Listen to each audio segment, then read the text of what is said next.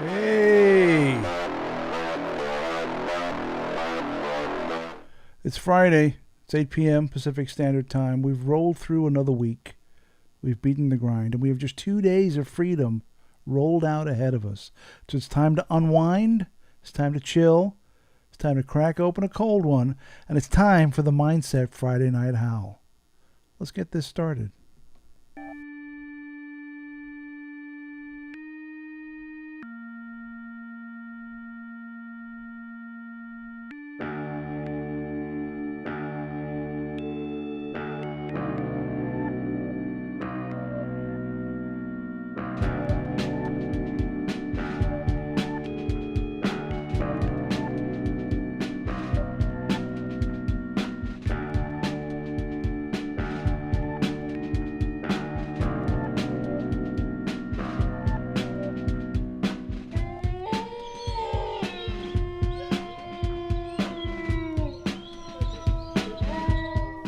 Hey everybody, welcome to another edition of the Friday Night Mindset Howl. I hope everyone is doing well. I hope everyone has struggled through the week.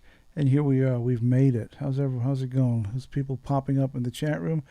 People are hopefully leaving the Secret Vault live stream and coming over to say hello. But if not, I understand. I know where your loyalties are. But it's great to see you guys that have come over. Thank you so much.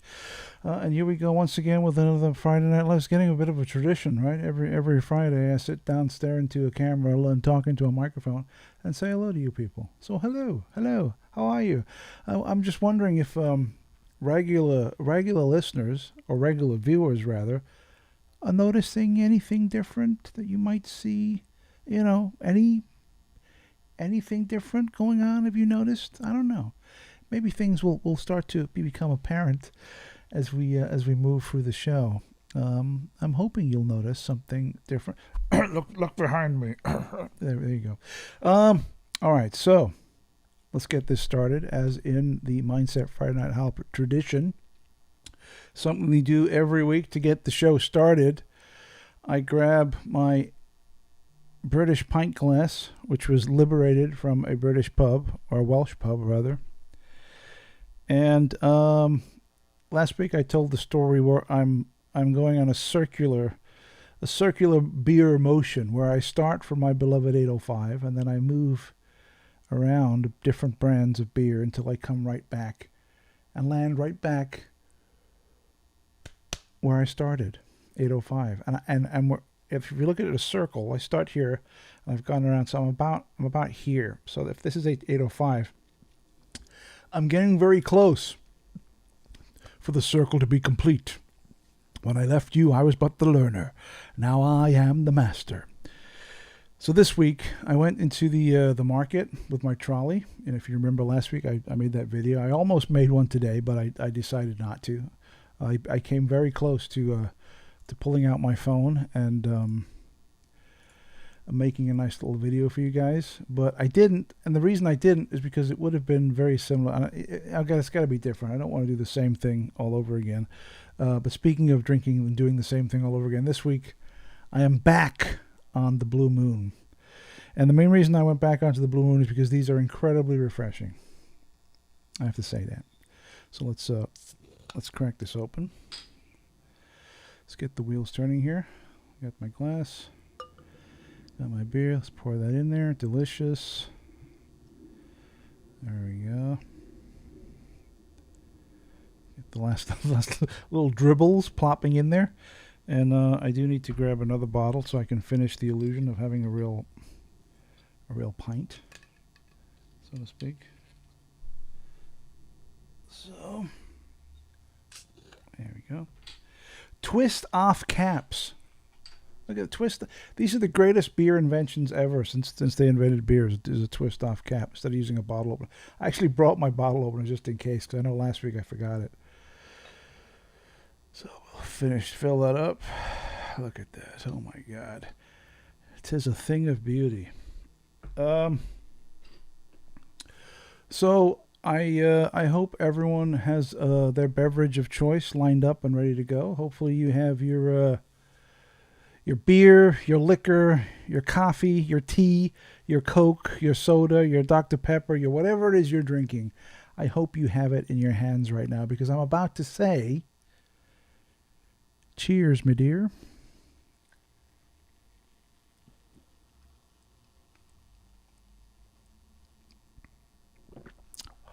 Woo! First beer of the night. Always the best. I have to say, I just came from the Secret Vault live stream that was going from strength to strength about, I don't know, when did I leave? I left like 30 minutes ago, 30 minutes, 45 minutes ago, something like that. And Matt was drinking pretty heavily. And for a moment, I was tempted to go grab a beer and drink with him. But I thought, no, I must resist and wait until the Friday Night Howl, which I did. That's the kind of fortitude I have, ladies and gentlemen. Ladies and gentlemen. That's the kind of fortitude I have, ladies and gentlemen. So I held off from the booze on the spectacular Secret Vault channel. But I have succumbed to my desires, and now I am imbibing some alcoholic beverages. It's very good. Let's see who's in the chat. Let me say hello to some people who have appeared in the last few minutes or so. So let me scroll back to the beginning and see who's in. Karen Hoyle. Ahoy there, Karen. Nice for you to come by, Karen. Snarnock says, "Hi, Gareth. Do you miss eating Welsh lamb? Apparently, lamb is rarely eaten in the U.S." Yeah, I guess you're probably right. I mean, it's not. I mean, you can get lamb over here. You know, it's not like we can't kill baby sheep over here. They do. They slaughter all kinds of animals over here. But yeah, it's not as prevalent as having a lovely Sunday dinner, sitting down with a nice bit of lamb and a roast potatoes, Yorkshire pudding. Oh, beautiful. No, it's not like that. But I hear you. We got H. Jasper E. already triggered. All right, very good. There you go. Of course, we have Tony L. The legend. All right, Tony, I do, mate. Let's see. Oh, Stella. She's asking Karen, saying, "Blue Moon, Stella, or Champion?" Well, I think I've just revealed that to you a few moments ago. Number one fan. Hello, number one. Francis Rowland. Hello, Francis. Let's see. LSK. Oh yeah, Gareth. Hello. All right. There you go. I was just talking to LSK on Matt's stream a few minutes ago. I'm not going to repeat the conversation we had, and we're not going to go there. So, why I oughta. Now this is a great one. Obviously this is not his real name, but this is a wonderful internet handle, and my hat is off to you. I'm not going to take my hat off, but imagine it's off to you. Jimmy Hill, how great is that? Look at that. He's even got the picture. Look at that's fucking great, dude. Love it. Love that. That's great. What else we got? Oh, Anthony Nicholas. He won the prize. Not that there is a prize, but he won. Shelves. Yeah, look behind me. I got off my lazy ass and I built some bookcases. Check that shit out. And Karen says IKEA. Yes, IKEA. Very good. You have an eye for furniture, Karen. Yes. Simon B.A. Swedish bookshelf. Yep, you were correct. Let's see. Pandajit Singh, VV. Did you tie them to the wall at the top? Now, Pandajit, I hope I'm saying your name wrong, and if I'm not, please forgive me. I'm hoping I'm pronouncing it correctly. But you do bring up a really good point, because here in Southern California, we are prone to earthquakes. In fact, we had one maybe 2 or 3 weeks ago, and it woke me up. 2:45 in the morning, just like a quick little jolt for like 10 seconds. And the jolt was so severe that I have a feeling that these bookcases would have come tumbling down. They would have fallen forward if that had happened. So Right now, they are not secured to the wall, but I do plan on remedying that. So if you look behind me, there's three bookcases together to make one large bookcase. And I'm going to join each bookcase together. And then on each corner, I'm going to join them to the wall. So they'll be somewhat sturdy. So that if, fingers crossed, hopefully there won't be, but if there is an earthquake that's somewhat significant, but not significant enough to kill people, it won't fall over. So good point. Let's see. Melissa Jones Paranormal is in the house. Hello, Melissa. Oh, she just says, "Look, what the hell? A quick hello as I'm off to bed now." Well, thank you for the quick hello. Let's see who else is in here. Adrian, yo, Adrian. What else?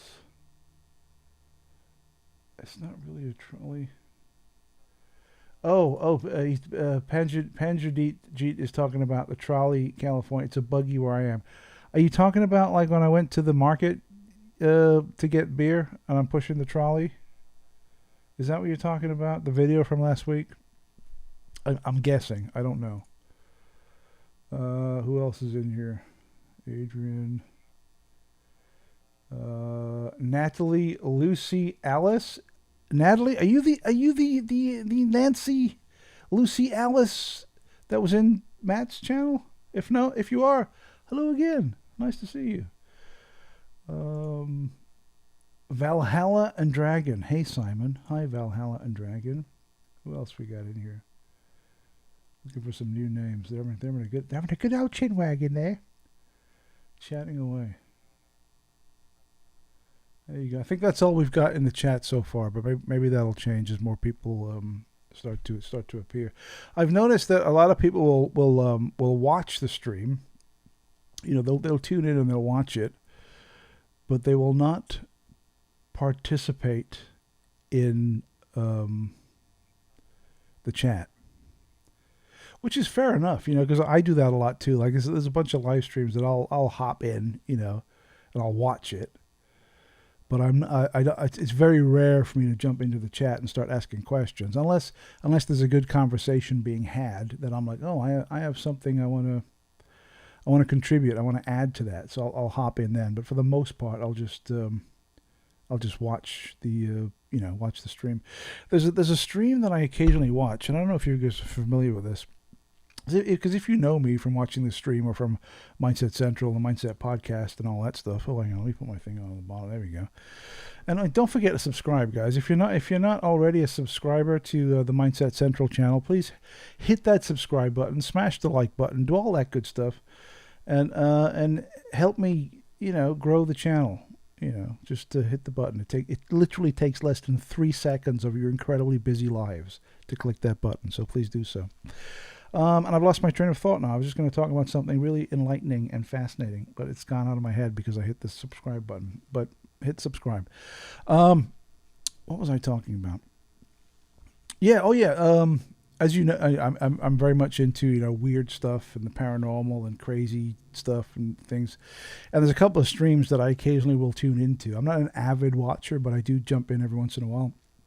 And one is by this guy called Morg. I know, the name's a bit mental. He's a Morg. And he's this white guy with incredibly pale pallor, this long blonde hair with no eyebrows. Like he shaves his eyebrows. And he looks a bit mental, but he's very hypnotic in the things that he says. He talks about philosophical matters and the nature of reality and so on. And it's fun to watch. I enjoy watching his streams. And even though I'm there watching him, I'm not in. Well, no, that's not entirely true. I have been in the chat room occasionally, but I usually don't partake in the chat. I'm just. Oh shit! Almost spilled the beer. I'm just watching his stream and listening to what he has to say. But it's so strange because I've often said that people who claim to know how reality functions are either liars or fools, and Morg is one of these guys who claims to know how reality functions, and his theories are, they're fascinating. They're really interesting to listen to. But is he right? I mean, I guess I guess some of the stuff he says might be right, but a lot of it is just he's pulling it out of his ass. But it's fun to listen to, right? I mean, because how would you know if he really loves me? How would you know, right? I mean, it's like watching a Star Trek stream where they're explaining how the warp drive works on the Enterprise, and they're getting into granular, minute detail about this and that and how this, the warp engine, the fluctuations on the all, and it sounds like it's real. They're talking about this stuff, and it sounds like it's fucking real. But it's not. It's complete fantasy. It's nonsense. But it sounds real. And I think that the Morgue is a little bit like that, because he says a lot of stuff that makes sense and sounds real. But how could you know that, right? You couldn't. So you're at best, at absolute best, you're making an informed guess. There's no way you can say definitively, well, the nature of reality is, how the fuck do you know? But anyway, there you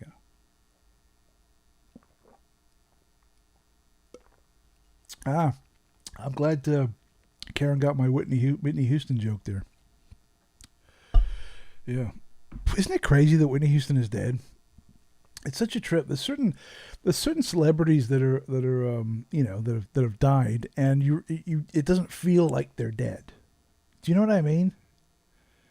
Like Whitney Houston, she's been dead for like fucking 10 years now or something. But it doesn't feel like she's dead. Do you know what I mean? Am I wrong here? I don't know. It's strange. There's certain things like that. It must have something to do with getting older and how you perceive time. But there's a few celebrities like that where they're dead. They're dead, Jim.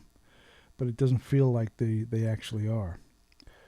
Valhalla and Dragon says, what's he on about? The British Army. Hey, are you serving? Maybe I'm missing something here. Oh, the British Army. Oh, I see. British Army Hellcat. Good morning. I don't know what to say about that. Well, good morning, British Army. Thank you so much for coming by. Nice you find the time to come and visit the stream. Shouldn't you be like jogging or running up a mountain with a pack on your back, or blowing up a village of women and children or something? Just kidding. I know the British Army has a sense of humor. Have you seen their uniforms? Yeah, it's let's see. Oh, Valhalla says but the question is, how does anyone know about anything till it's invented or found out? I don't know.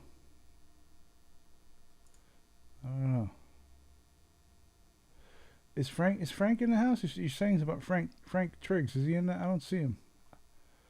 Frank, you there? Frank? I'm fascinated by the British Army guy, though. British Army Hellcat. Are you still there? Say something in the chat. I'd like to talk to you about some nonsense.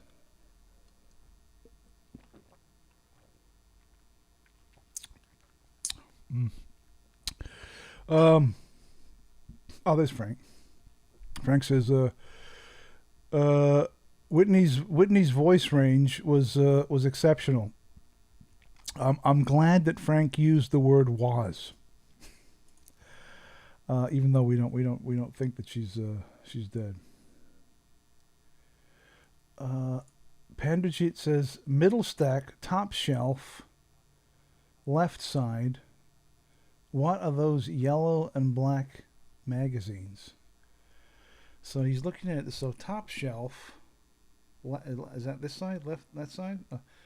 He means this stuff. Yeah, they're not magazines, Pandajit.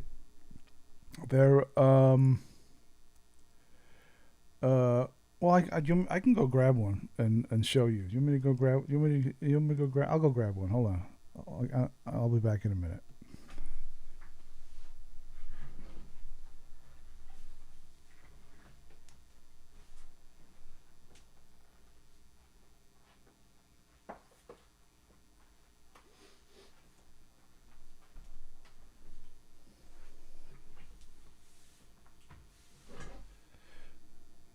Okay, I'm back. That was fast, huh? So I think what he's talking about is that's the thing, right? So this is the for those of you in the UK of a certain age, you'll remember that there used to be a paranormal based magazine in the early to mid '80s called The Unexplained, and when I was a kid, I used to love this magazine. But when I moved to the United States, I discovered there was a U.S. version, and they released it in book form, and this is the book: Mysteries of Time and Space, The Unexplained. And if you look inside, the inside is exactly the same as the British magazine The Unexplained, and in the same order, like episode one look like about UFOs and the like, and the men from Mars. It's all so basically they took the UK version of the Unexplained magazine, and they put it into hardback, and they released them in 26 volumes, and this is volume number 1 right here, and I have the complete 26 volume set back there of the Unexplained. So I have the complete set of Unexplained in Mysteries of Time and Space, the Unexplained. There you go. So that's what that book is, Mysteries of the Unexplained. And it's fabulous because there's so much nostalgia. I mean, there's some great information in here. If you're into, this PC Allen Godfrey, all that stuff from the Unexplained magazine. So if you're old enough and you remember back in the UK in the early '80s, this magazine, and I think that if you on eBay you can buy the complete set. So these books here, I'll tell you a little story.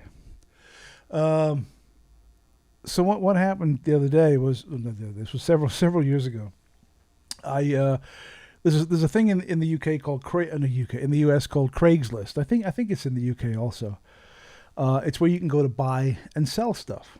So I was on there just looking around for books, and I typed in, let me type in The Unexplained, on a whim. And usually when I type that in, nothing happens. But on this occasion, I typed it in, and this showed up. And there was a guy in my area selling the complete set, the full 26 volume books of The Unexplained. I think it was like for, I want to say $40, which is ridiculously cheap. And he said that, it's in great condition, blah, blah, blah. So I shot him an email, and I said, hey man, I'll buy it off you right now, today. Tell me where to meet you. I'll drive over there and I'll give you the $40 right now. I'll buy it off you. And he said, okay, meet me at Starbucks at this address or whatever. And I looked at it and said, well, that's not too far from me. So I said, what time? He said, be there at 2 o'clock. I don't remember the time really, but I'm guessing 2 o'clock. So I was like, okay, sure. So I hopped in the car, drove over there, walked in there, and there was a guy sitting at one of the tables in Starbucks with this big cardboard box full of books. So I immediately knew that was the guy. So I went up to him and said, hi, hello. I'm here for The Unexplained. And he's like, oh yeah, no problem. Here we go. And I looked through them and I saw, this is a complete set. So I gave him $40. And he was like, are you getting these for your school? And I'm like, no. And he said, I assumed that someone was going to get them for the school library or something. I'm like, no. This is for me. And he was like, oh, okay. But you could see he was a little confused, like, why the fuck would a regular person buy this shit? If you're buying it for the school library, that makes sense. But why would a normal, just a regular individual buy 26 volumes of this encyclopedia of, fantasy, paranormal, UFO stuff? But anyway, I bought it, took it home, fell in love with it, and now it's up there on my shelf in my new apartment. Yeah. And on my new shelves. Yeah. So there you go. And that's the story, and I'm sticking to it. Oh, let's see. Jasper's running out of battery. What else is going on? Frank's in the house. Hey, Frank, how you doing, man? Good to see you. Who else? Anyone new? Oh, Panzer. I love this. I love the series of books about rains of frogs and everything. Yeah, isn't that a trip? I mean, that sounds insane, right? Frogs falling out of the sky, but it's happened many times. You know, and they always think, oh, that was good. They always say like, oh, it fell out of a plane or some shit, or a tornado sucked up all the frogs from a pond, flew them all, and then dropped them out.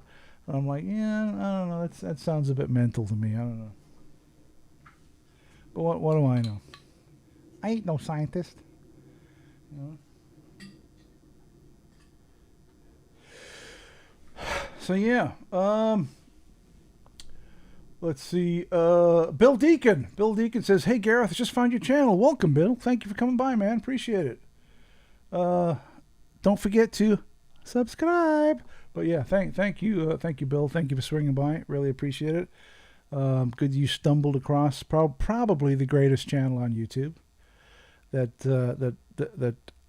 99.999% of the people who watch YouTube were unfamiliar with, but if they were, you know. Valhalla and Dragon says, "Are you a believe in the paranormal mindset?" I think what he's saying is, do I believe in the paranormal? Well, you see, that's the problem I have, is belief. Belief implies non-existence, right? So if you say you believe in something, you're implying that it doesn't exist, but you kind of want it to, right? You know, if you're sitting at your desk right now looking at your computer, you don't believe that the desk is there, right? I don't say, well, I believe my desk is in front of me. You don't say that because you know the desk is in front of you. You don't believe it. You know it's there. So belief implies non-existence from my perspective. So when someone says, "Do you believe in ghosts? Do you believe in UFOs?" I say, no. I don't believe in UFOs. I don't believe in ghosts. I know they exist. So I don't believe in the paranormal because there's nothing to believe in. The paranormal is a reality that some people are unaware of, blissfully, I should add. There is truth to the old adage, the less you know, the happier you are, right? It's true. If you see people walking around who are blissfully happy, they're either incredibly lucky or complete imbeciles. And it's usually the latter. Okay? Because life is filled with misery, pain, and horror, sprinkled with little islands of pleasure and happiness. So whenever you meet someone who's happy and pleasant all the time, they're usually mentally ill. And the reverse is true for people who are always miserable, upset, and angry all the time, right? They're mentally ill, because life is it's peaks and valleys, right? It's like a roller coaster, you know. A normal life is filled with pain and misery and happiness and pleasure. Pain and misery, happiness and pleasure. Pain and misery, happiness, and that's the way life works, right? So if your life is just happiness and pleasure, you're probably fucked up in the head. And the same thing is like if your life is misery and horror and pain, you're probably fucked up in the head. If you're a normal person, it's up and down, good and bad, right? Happiness and sadness. Let's see. Valhalla says, "What if you have proof of paranormal spirit?" Okay. What if you do? There you go. I don't know what to say to that.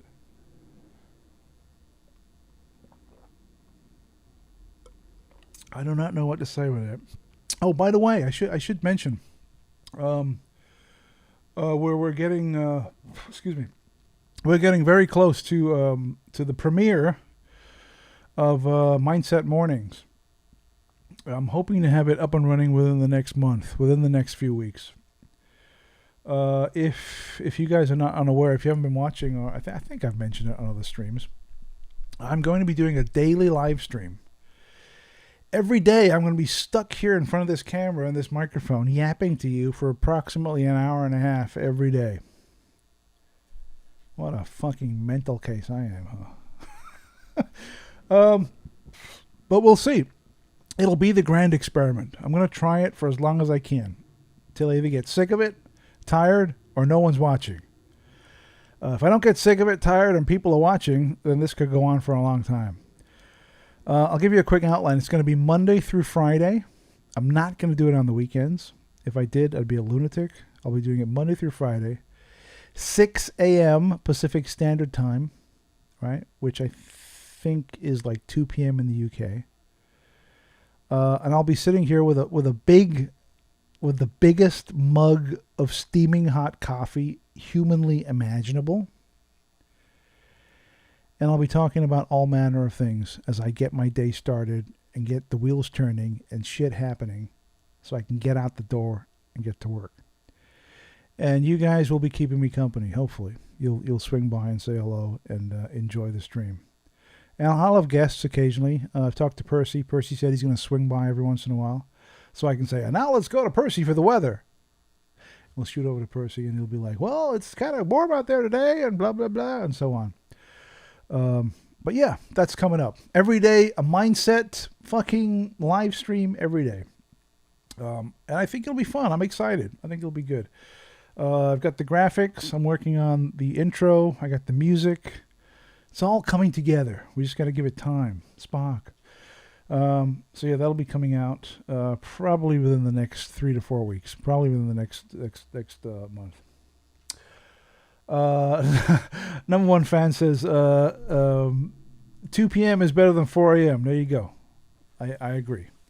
It'll be at a more reasonable time, but it'll be mindset mornings, and I'm gonna try and model it over. You remember in the late 80s, early 90s in the UK, there was remember TVAM? Remember that shit? Remember that TVAM nonsense? Well, I used to love that. I used to love watching those buffoons sitting on their fucking sofa talking absolute bullshit for 3 hours. But it was fun. I enjoyed watching it. So I'm going to try and get that vibe. But it's not going to be a sofa. It's going to be me sitting in front of my bookcase yapping. What I'm going to try and do also is I'm going to get another webcam, and I'm going to point. I have a window right here. I'm going to point the webcam out of the window so I can switch cameras and you can see what's happening outside, right? So when it's a beautiful sunny morning here in Southern California and the sun is shining and the cars are driving by, you'll be able to look outside. You'll see the street outside my apartment and you'll see how glorious the weather is. So when you're in the UK and it's fucking pissing down, you'll be like, look at that fucking bastard mindset over there in the sunshine. There you go. Frank Tiggs got the right fucking idea. The big breakfast. There you go, Frank. You nailed it, man. Punches Couches in the house. Oh! How you doing, Punches? Nice to see you, man. Nice to see you. Let's see. What else is going on there? Snarnock says, hopefully you'll get Mr. Penn. Absolutely. 100%. I will get my good pal, Mr. Ben Emlyn Jones, to jump on maybe once or twice a week. And now let's go over to Conspiracy Corner with Ben Emlyn Jones. And he'll be there. Hello, everybody. I'm Ben. And we'll say, yeah.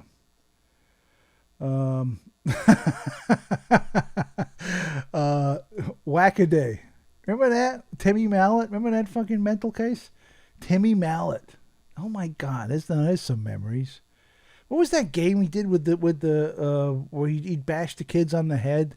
He did it was like a crazy game show. Oh, and he would hit the kids. He would ask them a question, and then if they got it wrong, he'd whack them with this plush hammer. Remember that? I don't know. Whack-a-day. Yeah, it's number one fan says it's always bloody pissing down over there. Always bloody pissing down. Yeah. Karen Hall says wanker. There you go.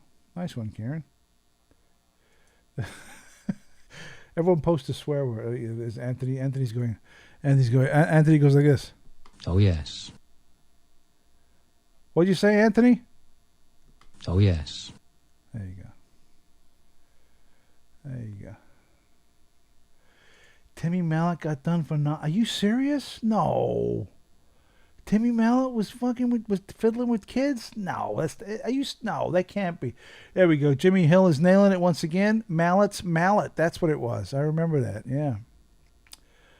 I remember that stuff. Whack-a-doodle or whack-a whatever the fuck. Whack-a-mole. Administrator General. There you go. Whack-a-mole. Yeah, and he would hit the kids. I remember this. And he would it'd be like some quiz show, and if they got the question wrong, he'd bash them on the head with the and they'd go beep, beep, beep, beep, beep, when he hit them. You know, Jimmy Hill says bitches leave. There you go. What's that, Jimmy? What'd you say? Bitches leave. Thank you, Jimmy. Very good. Let's see. Valhalla says, right, gotta go. Off to finish my edit. Hope to see your mindset on our videos and lives to be a good to see you. Stay safe. Catch you next time. Thank you, Valhalla. I'm very interested in what your edit is, but hopefully you'll knock it out of the park and it'll be great. And I'll talk to you later. Have a good Saturday. It is Saturday, right? Let's see. Frank says, after Savile, now then, as it happens, they got him and loads of other BBC Kids shows. Fuck, I didn't know they got Timmy Mallet. Fuck, that's fucked up. I used to like Timmy Mallet because he was always a bit mental, you know? Oh, man, that's crazy.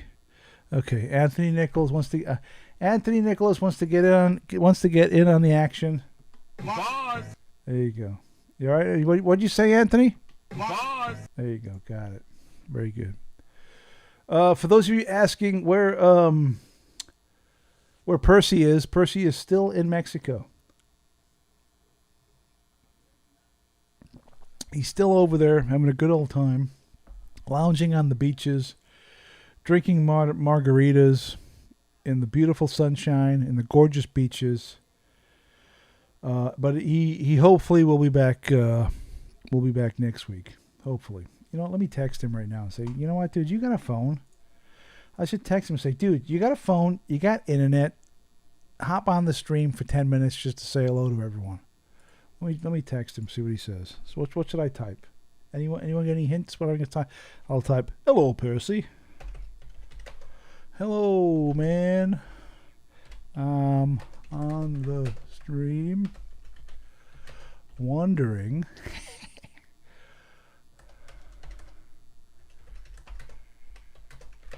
and come on for a few mins. There you go. So I said, hi, Percy. I'm on the stream, wondering if you can come on for a few minutes, so you can show us what it's like to be in a 5-star hotel in Mexico. He's probably not going to respond, but you never know. You never know.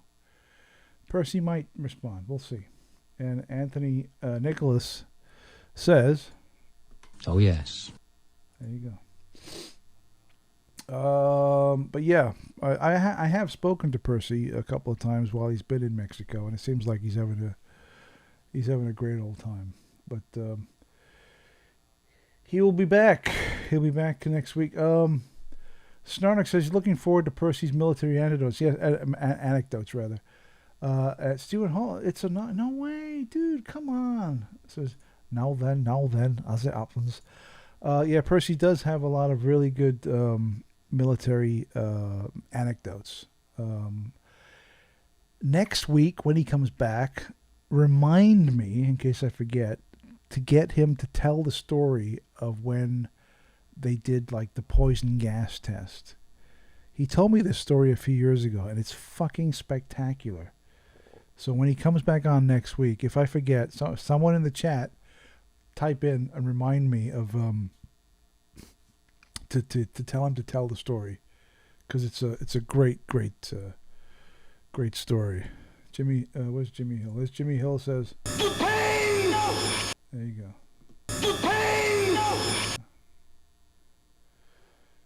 Yeah, man, Frank, dude, Frank, you're a real fucking downer, man.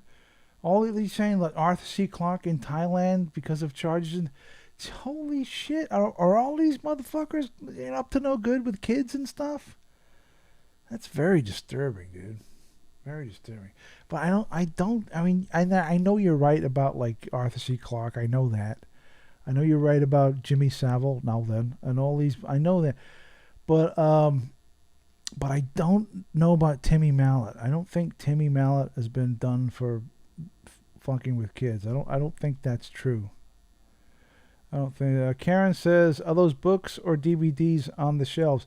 They're books. The DVDs and the Blu-rays are still in boxes. I haven't taken those out yet. I'm gonna fill the ones behind me. That's gonna be packed with books, and I still have multiple shelves that are still empty. But I'm gonna be filling those up hopefully soon. I still have a lot of boxes over here full of books that need to be opened up.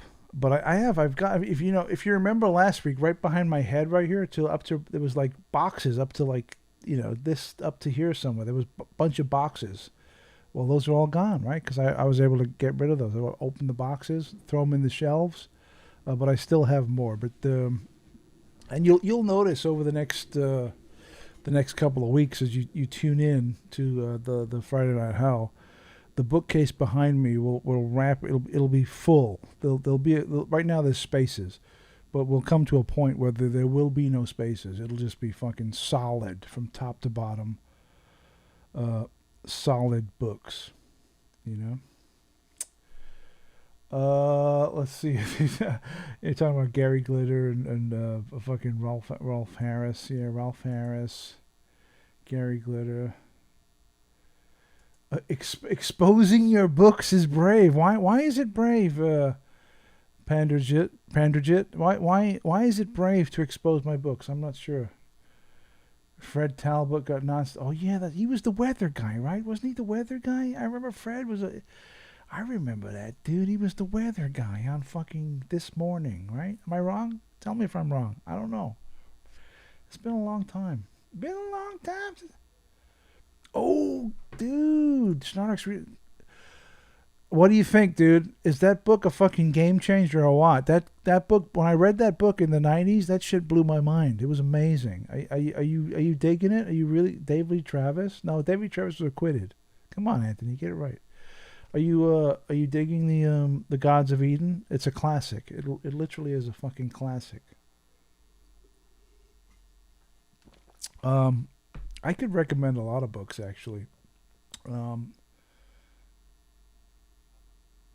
And I think when I do Mindset Mornings, I'm going to be on Mindset Mornings every Friday. On Mindset Mornings is going to be Physical Media Friday, where I will be discussing in depth DVDs, Blu-rays, books, records, mini discs.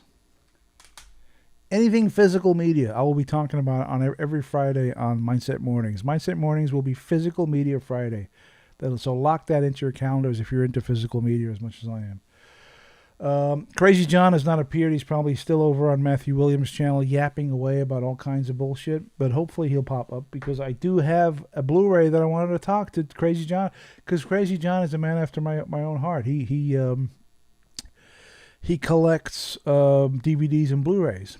And every week, he tells me what he's bought, and I tell him what I've bought. And I've purchased one Blu-ray this week, and I watched it the other night. It was very good. I was going to show that. So hopefully Crazy John will show up, and I'll show them. Frank Tiggs.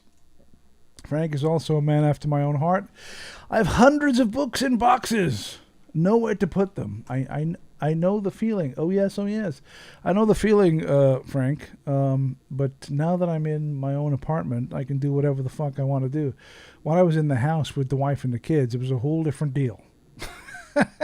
It was a hoot. You can't be putting those over there. Blah, blah, blah, and all this bullshit, right? You can't do this, can't do that. Not anymore. Now I can do whatever I want. So I will be putting fucking shelves up the ass everywhere, filled with books and Blu-rays and DVDs and all kinds of shit. Yeah, Crazy John is Anthony is reporting back. Crazy John is still on Matt's stream. That's fine. I'm surprised Matt's stream is still going, because when I left Matt's stream, he was pretty lit.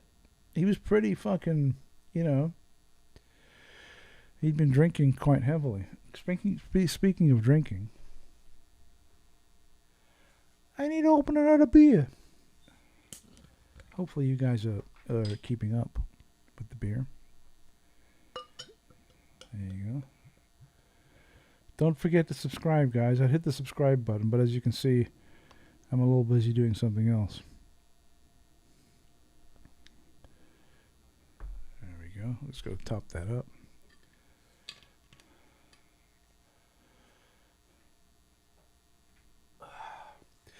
And Punches, I'm gonna bring you on in a minute. I want to talk to you about some shit. So get ready. Matt might come on. All right, there you go.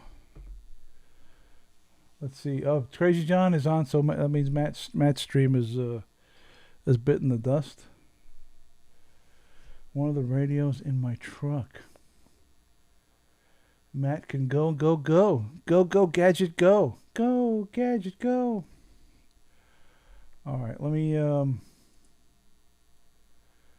send the link to Matt so I can bring him on here. I'm going to send it to him via my private communication channel with Mr. Secret Vault, yes. Hello, Mr. Secret Vault, how are you? Let me see if I can bring him on. You know what? He's probably got to bed, dude. He's probably just fucking knocked out, man. He's probably said to Crazy John, "All right, I'm gonna call it quits now. All right," and then he said, "I might go on Gareth's stream. Okay, bye everybody." And then the minute he hangs up, he's like, "I don't know."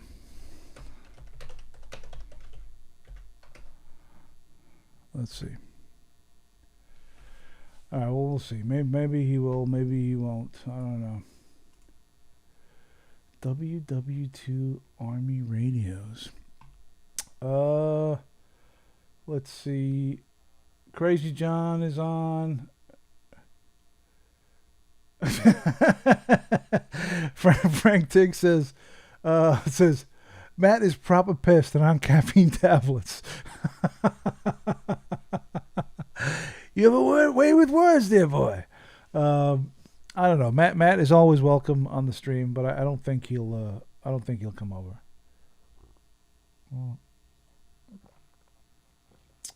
Let's see. And he gets like a broken record when he's pissed. That's true. He does repeat himself quite a lot. All right, so I'm going to post the link in the chat for people who want to join. Come talk to me. What I'm going to try and do, though, is because it gets kind of repetitive, is I'd like some new people to join. And that's not to say I don't want to talk to the people that show up every week, because I do. I do enjoy speaking to all of you. But I'd like to get some new voices into the mix.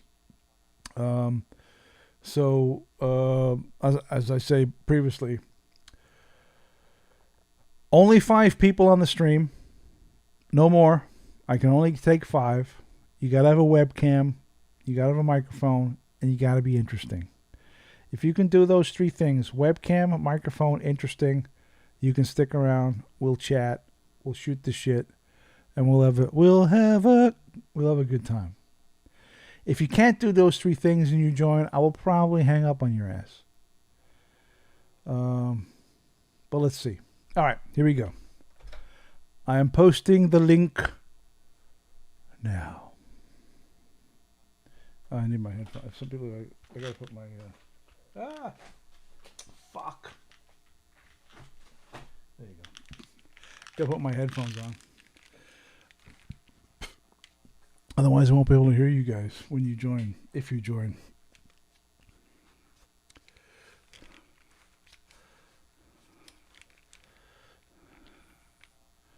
I look like fucking Radar with his hat on, huh? Hey, Radar, how you doing over there? Okay, now don't all click the link at once. I mean, calm down, people, please. Frank says, I've had my loft partition and the floor down today, getting it soundproof. Oh, awesome. That's very cool. That's pretty sweet. Number one fan says, I'll message Lex to come on. Yeah, bring him over. Bring him over, baby. It'd be great to talk to Lex. I love watching paint dry. Yeah.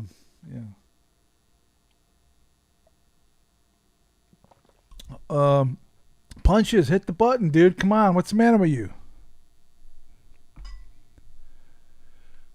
Click the thing. Let's see. Oh my God, it's got fucking another COVID fucking email. God damn it. Stupid ass.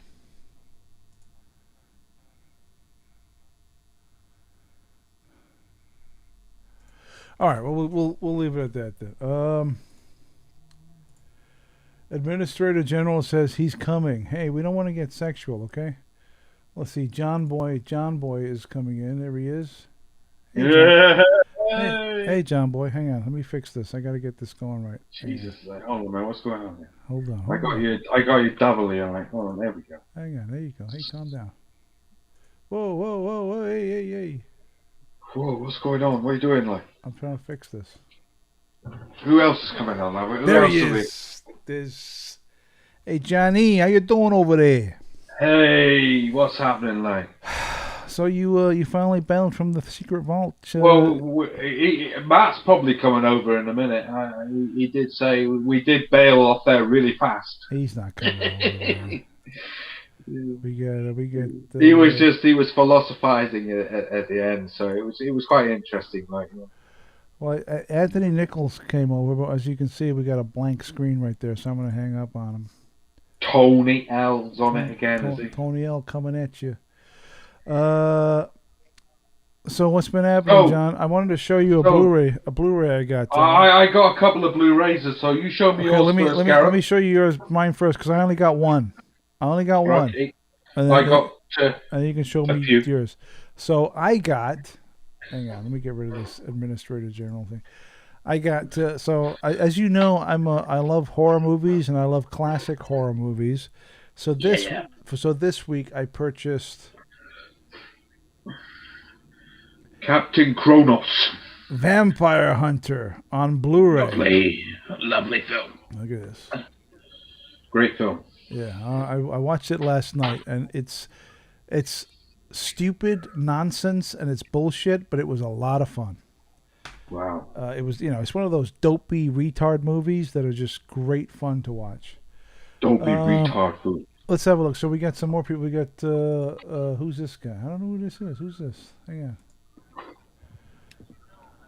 on. Okay, what is that? That's like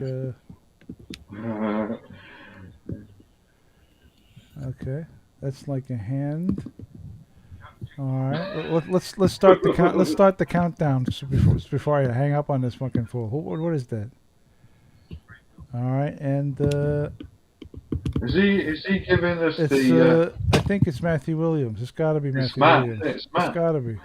So anyway, I'll get in the DVDs quickly. Like what I got this week. Let's see what you got. After Earth, which is the two Will Smith and his boy. Bill sniffing his boy. Bill and his boy, like, yeah. What's this one? In Time, Justin Timberlake. All right, okay, Justin Timberlake. A totally unknown film. Totally unknown film. Very good. And the last lot is Audrey, a box set of all Audrey Hepburn films, which is quite a few films. I can't really read it. I haven't got my glasses on, so I can't tell you what each film is. But what is it? Let me see. I can see. A box set of what? Audrey. A box set of Audrey Hepburn. Audrey Hepburn. There he is, Matthew Williams. Hello, Matthew. All right, buddy. How's it going? So yeah. Holy Sorry. Jesus. What? Oh my God. What happened there? What's going on there? Yeah. Blank screen. Everybody went off. What happened? I don't know. What are you doing? So are you okay though, Matt? You all right? You look a bit out of it. You all right?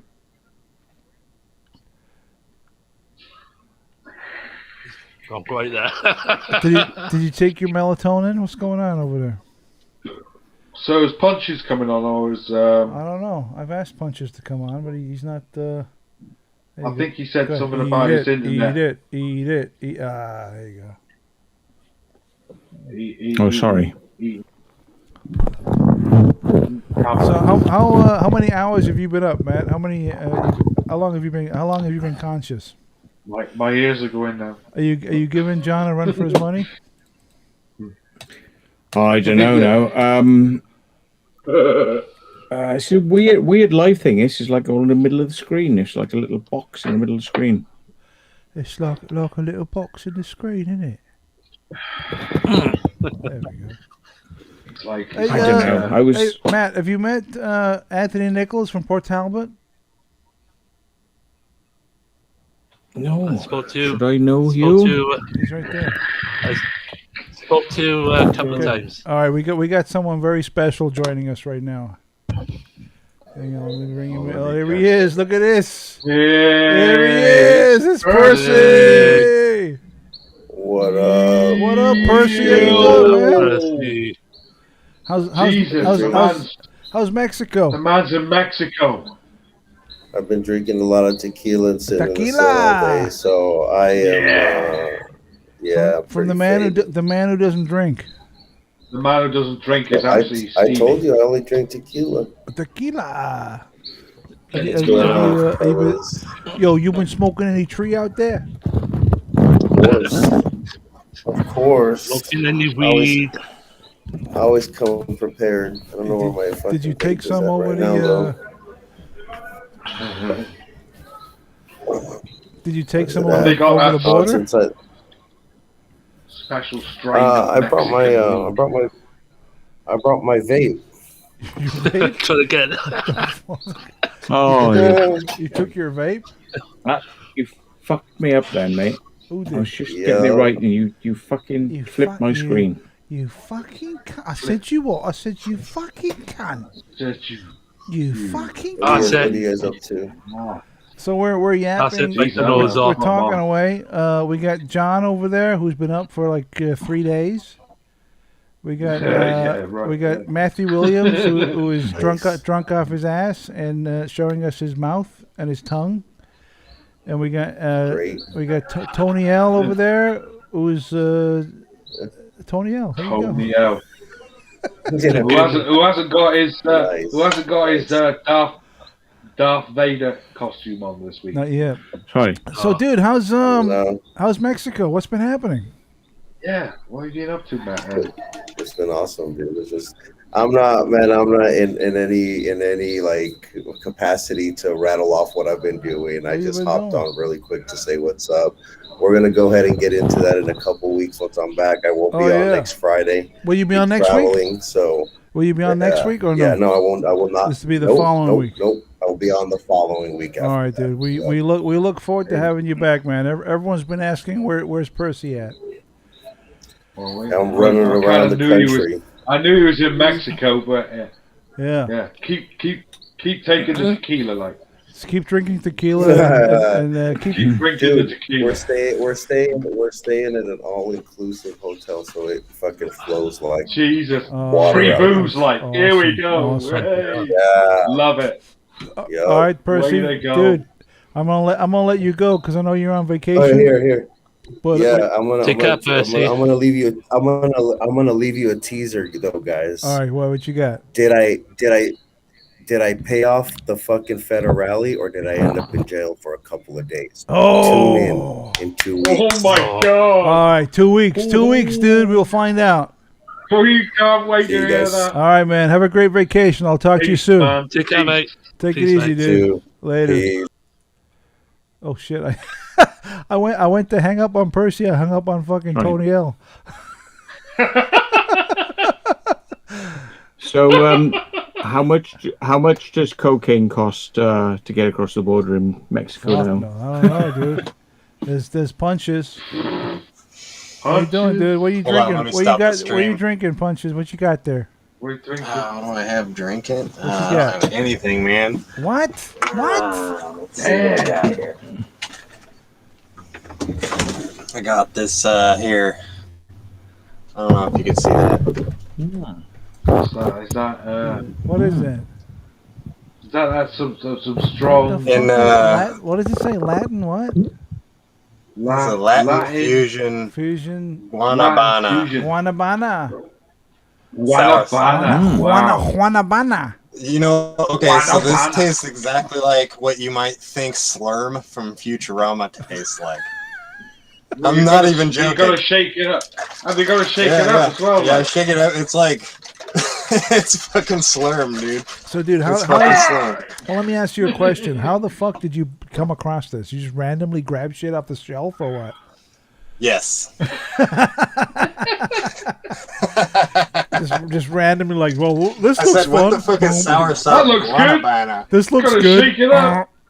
Whip it up. Oh man, let's All right, let's see if I do. can get a Hey, glass. you guys want to do some Came from a Dark Place?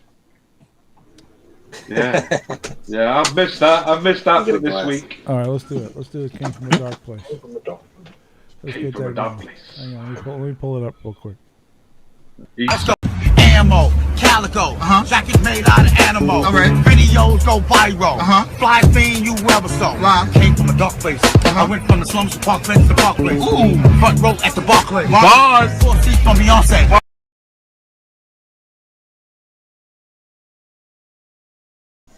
Bars. Fuck, dude. I love that fucking. Isn't that great? Are you familiar with this guy, Matt? No. So let me give you Some let me give you a little background. homeless guy. So there's a homeless dude, right? These guys Homeless dude. These guys pull up at the intersection. There's a homeless guy holding a piece of cardboard, like we'll work for food or whatever. They got the music cranked up in their car.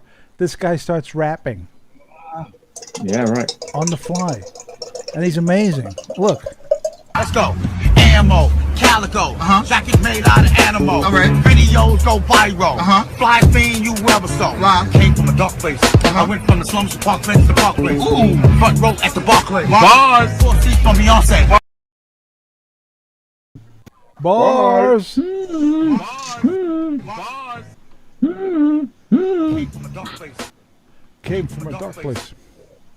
How East great? How side great? How cracker. great is that? Yeah. Come on, dude. You got. But it wasn't. It wasn't to music. We've got to get this right. Dude, It no, wasn't don't to music. don't fuck It with was- the myth. Don't fuck with the myth, John. Come You gotta on. Look, we gotta watch, man. You gotta watch the whole thing, like. Don't fuck with the myth, dude. It's Don't still fuck with pretty him, good, parish. though. Yeah, it's He's great. still pretty good though. He still does a lot of rapping off the cuff.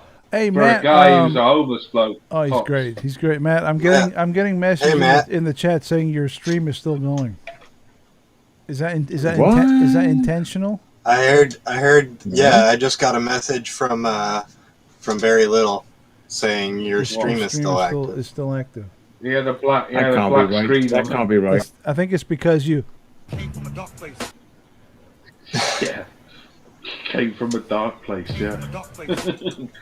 Came from a dark place. Please say to Matt his live is still Oh. active. His live is That's still what active. Very Little just said to me on Facebook. Exactly. Okay, I shall have a look. Wow.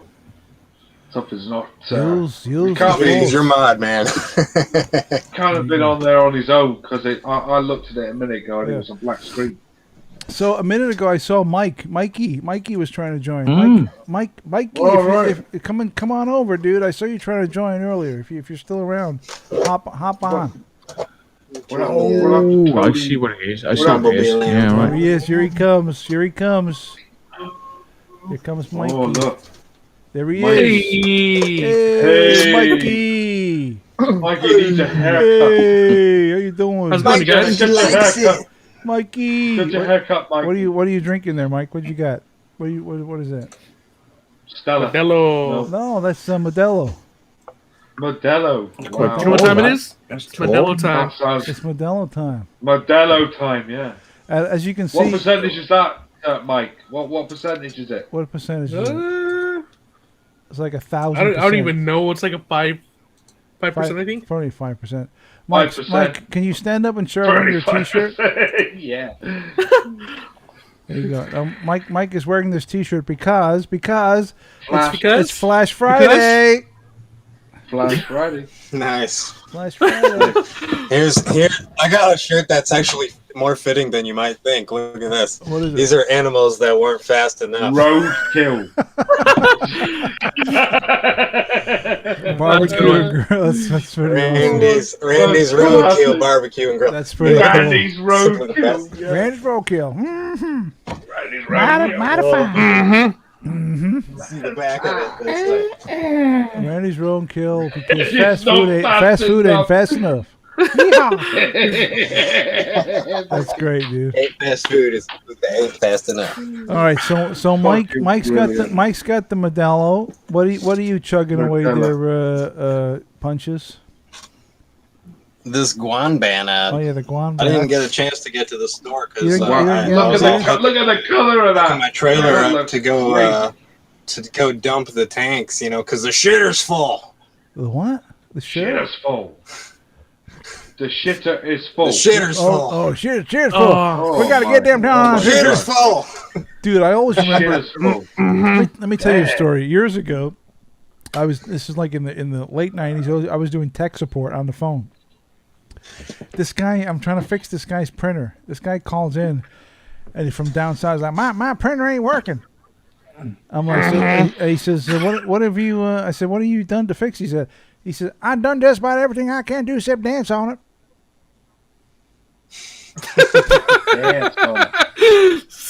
That always stuck with me. I've done just about everything I can do except dance on it. Do you remember the guy? Except remember the dance guy on it. Josh? Do you remember the guy who does the voices for Beavis and Butthead? Right? Yeah. I think his name's Hey, Josh. Is it Josh? you want me to go get my fucking voice thing? Well, but you know the guy who does the voices, like, right? What's his He name? apparently Judd something, right? Judd something, yeah, right. He had a guy ring him, give him a voicemail, right? And yeah, he gave the voice to the bloke in the King of the Hill, like, and he said, to this day, I still don't understand what the bloke was talking about. Yeah. He said he just left this crazy voicemail on my phone, like, yeah, brilliant. His I, name is, I can actually do a pretty good Hank Hill. You want to hear it? do the Mike Judge Hank Hill. I can do a pretty good Hank Hill. Mike Hank Judge, Hill. that's it. You ready? Yeah. Because the Hank Hill showed up in Beavis and Butthead. Remember when he drives up to the drive-through? You've been walking in my tool shed. I would like a large coffee, a burger, and I would like hello, are you boys there? Hello. And then he hears this. He hears we're like closed or something. Closed. Yeah. Go away. What do you mean closed? The sign outside says open. Go away. I was watching that this week. And then he goes inside. He's like, I've never been so disrespected in my whole life. I want to speak to the manager. And Beavis is like, I'm the manager. What about in Beavis and Butthead Do America when they're doing the cavity? The dude's giving cavity searches to everybody, and he says, "Have you seen these boys? Oh, those boys are walking in my trailer. Give them my full body. I want a large coffee. Yeah. Could I just get laid? Did I just get laid? Yeah. I just got laid. It's hilarious, dude. Fucking hilarious. Brilliant. Well, I was watching Mike Judge interviews this week. And Mike Judge, that's his name. brilliant. Mike Judge, yes. Mike Yeah, Judge. Mike Mike Judge. Judge interviews. Have If you ever seen see him, there's a couple of Idiocracy? interviews with, I think Letterman, I think it is, or somebody else. and he's doing, and he explains about the guy who's on his voicemail. He gave the voice to the guy in King of the Hill, and it's fucking brilliant. Like the way he just rolls it off, and it's hilarious. You've just reached Crazy John's residence. What was it called again? I love all the characters; they're so believable. What was it called? Well, you're in fucking Texas, dude. But dude, Hank Hills are like it's like Everywhere. the type of person that you expect to exist, but you never meet one. What? Right? Come on. That's what it's. No, there's like varieties, but there's never a Hank Oh, like Hill, an like exact the Hank kind Hill. of. Yeah. Yeah. Yeah. But Have you been to California? have you seen Idiocracy though? You Holy boys, shit! you boys better get off my Idiocracy. lawn. Oh, Mike Judge movie. Yeah, I've never seen it actually. Oh my god, dude! Yeah, Are you I serious? stopped watching Mike Judge movies after Office Space because I became too depressed. Dude, I watched dude, they're Office great. Space. I watched They're Office great. Space, and I thought, this is my fucking life. Idiocracy You know what I mean? is everybody's life. Everybody. Yeah, No, dude, I would say seriously, more you Office need to Space. see Idiocracy bad. What It's is- so what is- real. What is- It's so real. What has Matt got there? He's got a big box of something. What is it? What is that? What's going on there, man? box for his dome, and he's the big box to carry it. It's my dick in a box. What? If you ever It's my dick in a If you ever box. get a chance, watching a Zach Galifianakis. Galifianakis. I Go hate that for guy. it. Go for Galifianakis. it. You ever get to watch that? Watch Zach that interview because Galifianakis. it's fucking hilarious. That Fucking interview hilarious, because he's you got know, him and Mike Judge together, and they just roll Fucking roll off. hilarious. It's hilarious. Oh, I Hilarious. hate that guy so much. Jimmy Kimmel Live are both on there. Jimmy Fucking Kimmel. hilarious. It's hilarious. Oh my god. Oh my god. Oh my god. Oh my god, what's going on? All right, let's just change that. He's being born again. It's Right, being sorry. born again. Praise the Lord. A reenactment. There you go. Yeah. I think this Yeah. was a CGI deep fuck. Hank Hill lived in Arlen, Texas, and there's a grocery store down the street called Arlen's. Arlen's? Arlen's. hmm It's a little tiny grocery store. What? It's him. Who? It's him. Who? Troublemaker. Who's a troublemaker? Who are you talking about? Do you know what Oh happened? yeah. So Oh. What? yeah, so like you know how you asked me about my guns and I Wait, showed wait, them wait, to wait. you, and you were like, But- "Oh, that's cool." Yeah. Well, I did that on another stream, and that stream got taken down by YouTube during Why? the live stream Why though? I don't get it. because I guess firearms are not okay in UK, and I'm guessing that's because it was okay on your stream, but I'm guessing because it goes through Google moderators when it goes to the UK, right? That they have So different wait, so rules? I don't you know. were on a UK stream I don't and, know, you, I'm and you were making showing assumptions. you were showing how heavily armed you are. how God bless, How- God bless Texas. Not just I am, I'm actually lightly armed compared to my neighbors, assumedly, because my neighbors apparently have 10 times the arsenal I have. And they Statistically. were like, listen here, dear boy, we don't agree with all these guns and things. We have to pull down your stream. Oh my dear boy. Yes, It was on Taffy's, Taffy's live stream. It's just not cricket, dear boy. It's just not yeah. Poked his cricket. butthole. Poked his I butthole. apologized. I No, didn't, the think Brits that was going to happen. the Brits are a bit mental when it comes to guns, dude. They're kind of pussyish when it comes to guns. They're all because they've been all they've been, I mean, Matt they've had been his, brainwashed Matt had by his their little fucking airsoft retard gun. politicians and stuff. It's very cultural. I don't know if it was airsoft. I think it was gun, just but- it was just a great stream. Started flashing up guns. Here we You just go. say Look, I gun- got these. You I say got that. guns enough, and we might take it down. Yeah, rolls, guns. Guns. What? Yeah, we like to shoot No, TVs. I mean, like I said when you showed your guns Showed your guns. Look at my guns. When you showed your Flash guns your on, guns. The gun shot. on this channel a few weeks ago, it's like I don't own any guns and I have zero desire to own any guns, but I do support gun rights. I really do support gun rights. You know, I think it's a valid and legit thing for people to be able to own firearms if they so desire. You know, I'm strongly for that shit. Even though I don't have any guns and I don't really want to have any guns, I'm very much in favor of the freedom to be able to do that. Know what I mean? Guns. There are bullets. people in Colorado who own tanks. Yeah. I have no problem with it. I mean, I've been People in England who own tanks as well. Like, there's nothing new. I've like, been to the we got 'em over here. I've been to like a shooting range with some friends they can and, shoot 'em and over shot here. off some guns and stuff, and it was fun. Gareth, if Yeah. I ever come to the I'd love States, to have a go Yeah. at it. It's really fun. one thing I would love to do, right? Shoot guns. Shoot guns Uh-huh. and rockets and tanks and Oh, rocket launchers. Well, I don't know fire, about the machine gun. rockets and the tank stuff, but you could. You need I- to go you to could- fire uh, up Drive those. Tanks. You could, Light you a could, fire you up could one of those. absolutely shoot guns. Go to Machine Drive gun. Tanks in Texas. It's an actual place called Drive Tanks. You can drive a tank. Exactly. You can do that in you can Texas, drive but in California. tanks. You can in Cal. Well, In Nevada, certain- Nevada is very liberal when it comes to guns. You can fire Yeah. fucking cannons. so and is shit. Colorado. All kinds of stuff in Nevada. What was it? Didn't they have a gun Everything's tournament legal in once? Colorado. One year they had a Even gun meth. tournament, Yeah, and they were Colorado. somewhere in Nevada, right? And they were at the end of the tournament. There's about 1,000 blokes, 1,000 people in this area, and they're just firing off guns. They're all Yeah. firing together. There's a like, machine it's gun just shoot in fucking nuts, Kentucky. man.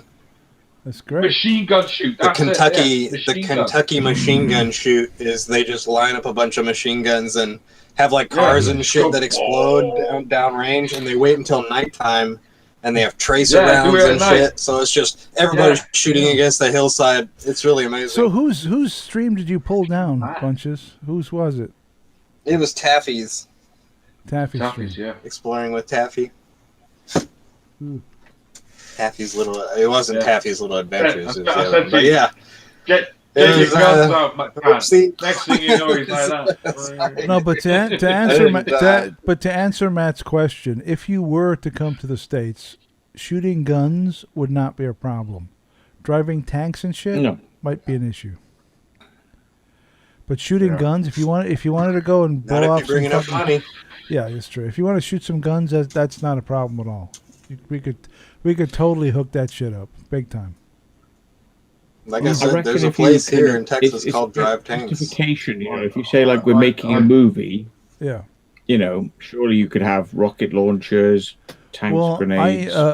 in about the late You 90s, can. a friend of mine who was very much into making movies, he was making a crime thriller, right, with guns. And what he did was he went to Toys R Us. I know Toys R Us doesn't exist anymore. He went to, and you could buy handguns which were like to scale, so they looked like real handguns, but they were Real like, guns. but they were like blue or something, right? The color was off. So he took them home and he spray painted them black, so they looked like real guns. And then he took firecrackers and he put firecrackers down the barrel of the gun, and then you would light the firecracker and it would go bang bang, and he would fake it like bang, and they'd be filming because it would look, and then it would look like when the gun was really firing. So he wasn't using real guns. Wow. It was all fake, but he was filming it to make this film. Well, he's filming it in this alleyway behind these houses, and some of the people in the houses saw, they're running like bam, boom, boom. And Hey, Jay, get your rifle. I see someone do it. and they Something see go now. shoot. So they call the cops. So they're there in the alleyway, like They turned up. filming, and all of a sudden, blue, freeze! Fuck it, they pulled Put your them, hands up! freeze! Fucking frisked Yeah. them. The cops came. It was a crazy nightmare Don't you move or I'll because he blow was your making fucking this, head off. this dopey movie. So but he wasn't even real. It wasn't real guns. It was all fake. But the cops took it very seriously. Mm-hmm. And I used to it's work funny- for a guy who used to hire out theatre stuff, and he had guns. He had replica guns Yeah. that fired replica bullets. Yeah, Mm-hmm. You could, and he had a Glock, like you could put it in, bang it in, and cock it back, firing blanks. Yeah. Hey, It's the only way you can have hand pistols now in the UK, because if you don't realise this in the United States, where you go like this chap, if you hide it, but stand up and show us your protection if you have it. Yeah, baby. But I don't show it right now. Yeah. I mean,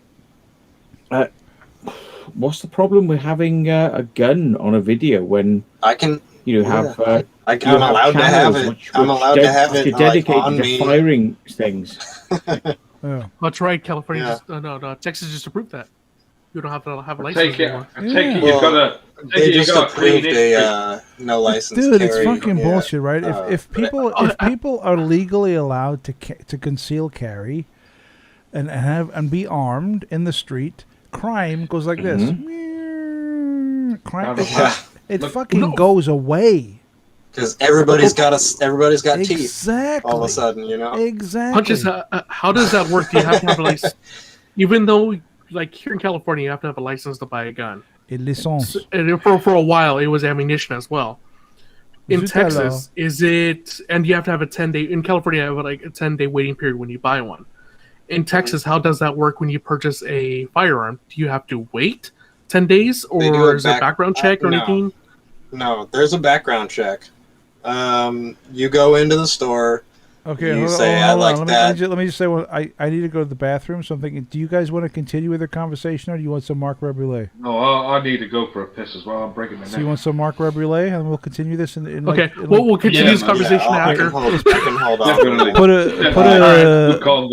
Put a pin in it. Put a pin in that. Have a nice intermission logo, which is safe for work. Yeah, here we go. Yeah. Oh, hang on. I lost it. Hang on. Yep.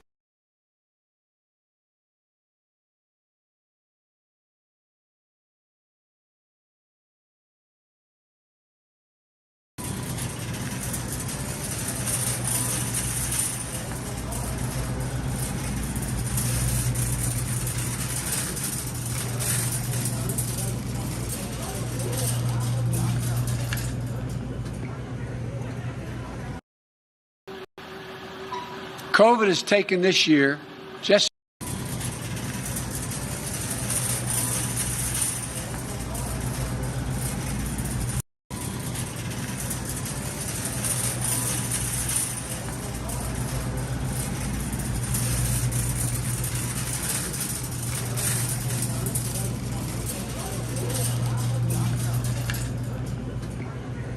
So I can't buy beer without buying cookies. So I buy some oatmeal cookies, and then I go looking for. There you go, thumbs up, all the best. Then I go looking for some beer. Look at the selection of beer we got in California. Look at this. Look at the fucking selection. It's off the charts. Check this shit out. Look at this. There's the 805, and I'm gonna grab it. And nope, no 805. No 805. And then I go to the Blue Moon. Should I get a Blue Moon? What do you think? No Blue Moon. No Blue Moon this week. Let's go over to the Heineken or the Stella. What should I get? The Stella. There you go. And a 6-pack. What the fuck?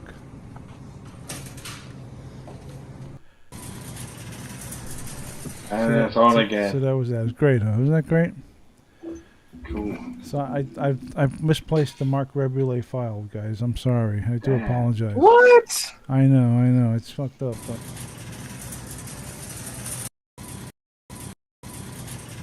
be a little bitch over here. Sorry, everybody. We're having Why some you gotta technical do difficulties. We're having some technical difficulties over here. That's the most ridiculous thing I ever heard.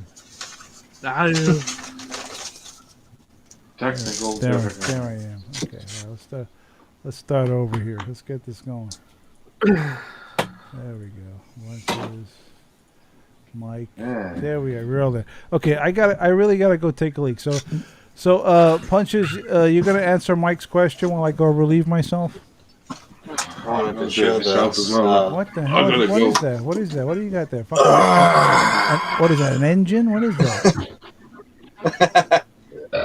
Oh, you froze. This- Okay. What is it? That's an old World War II radio.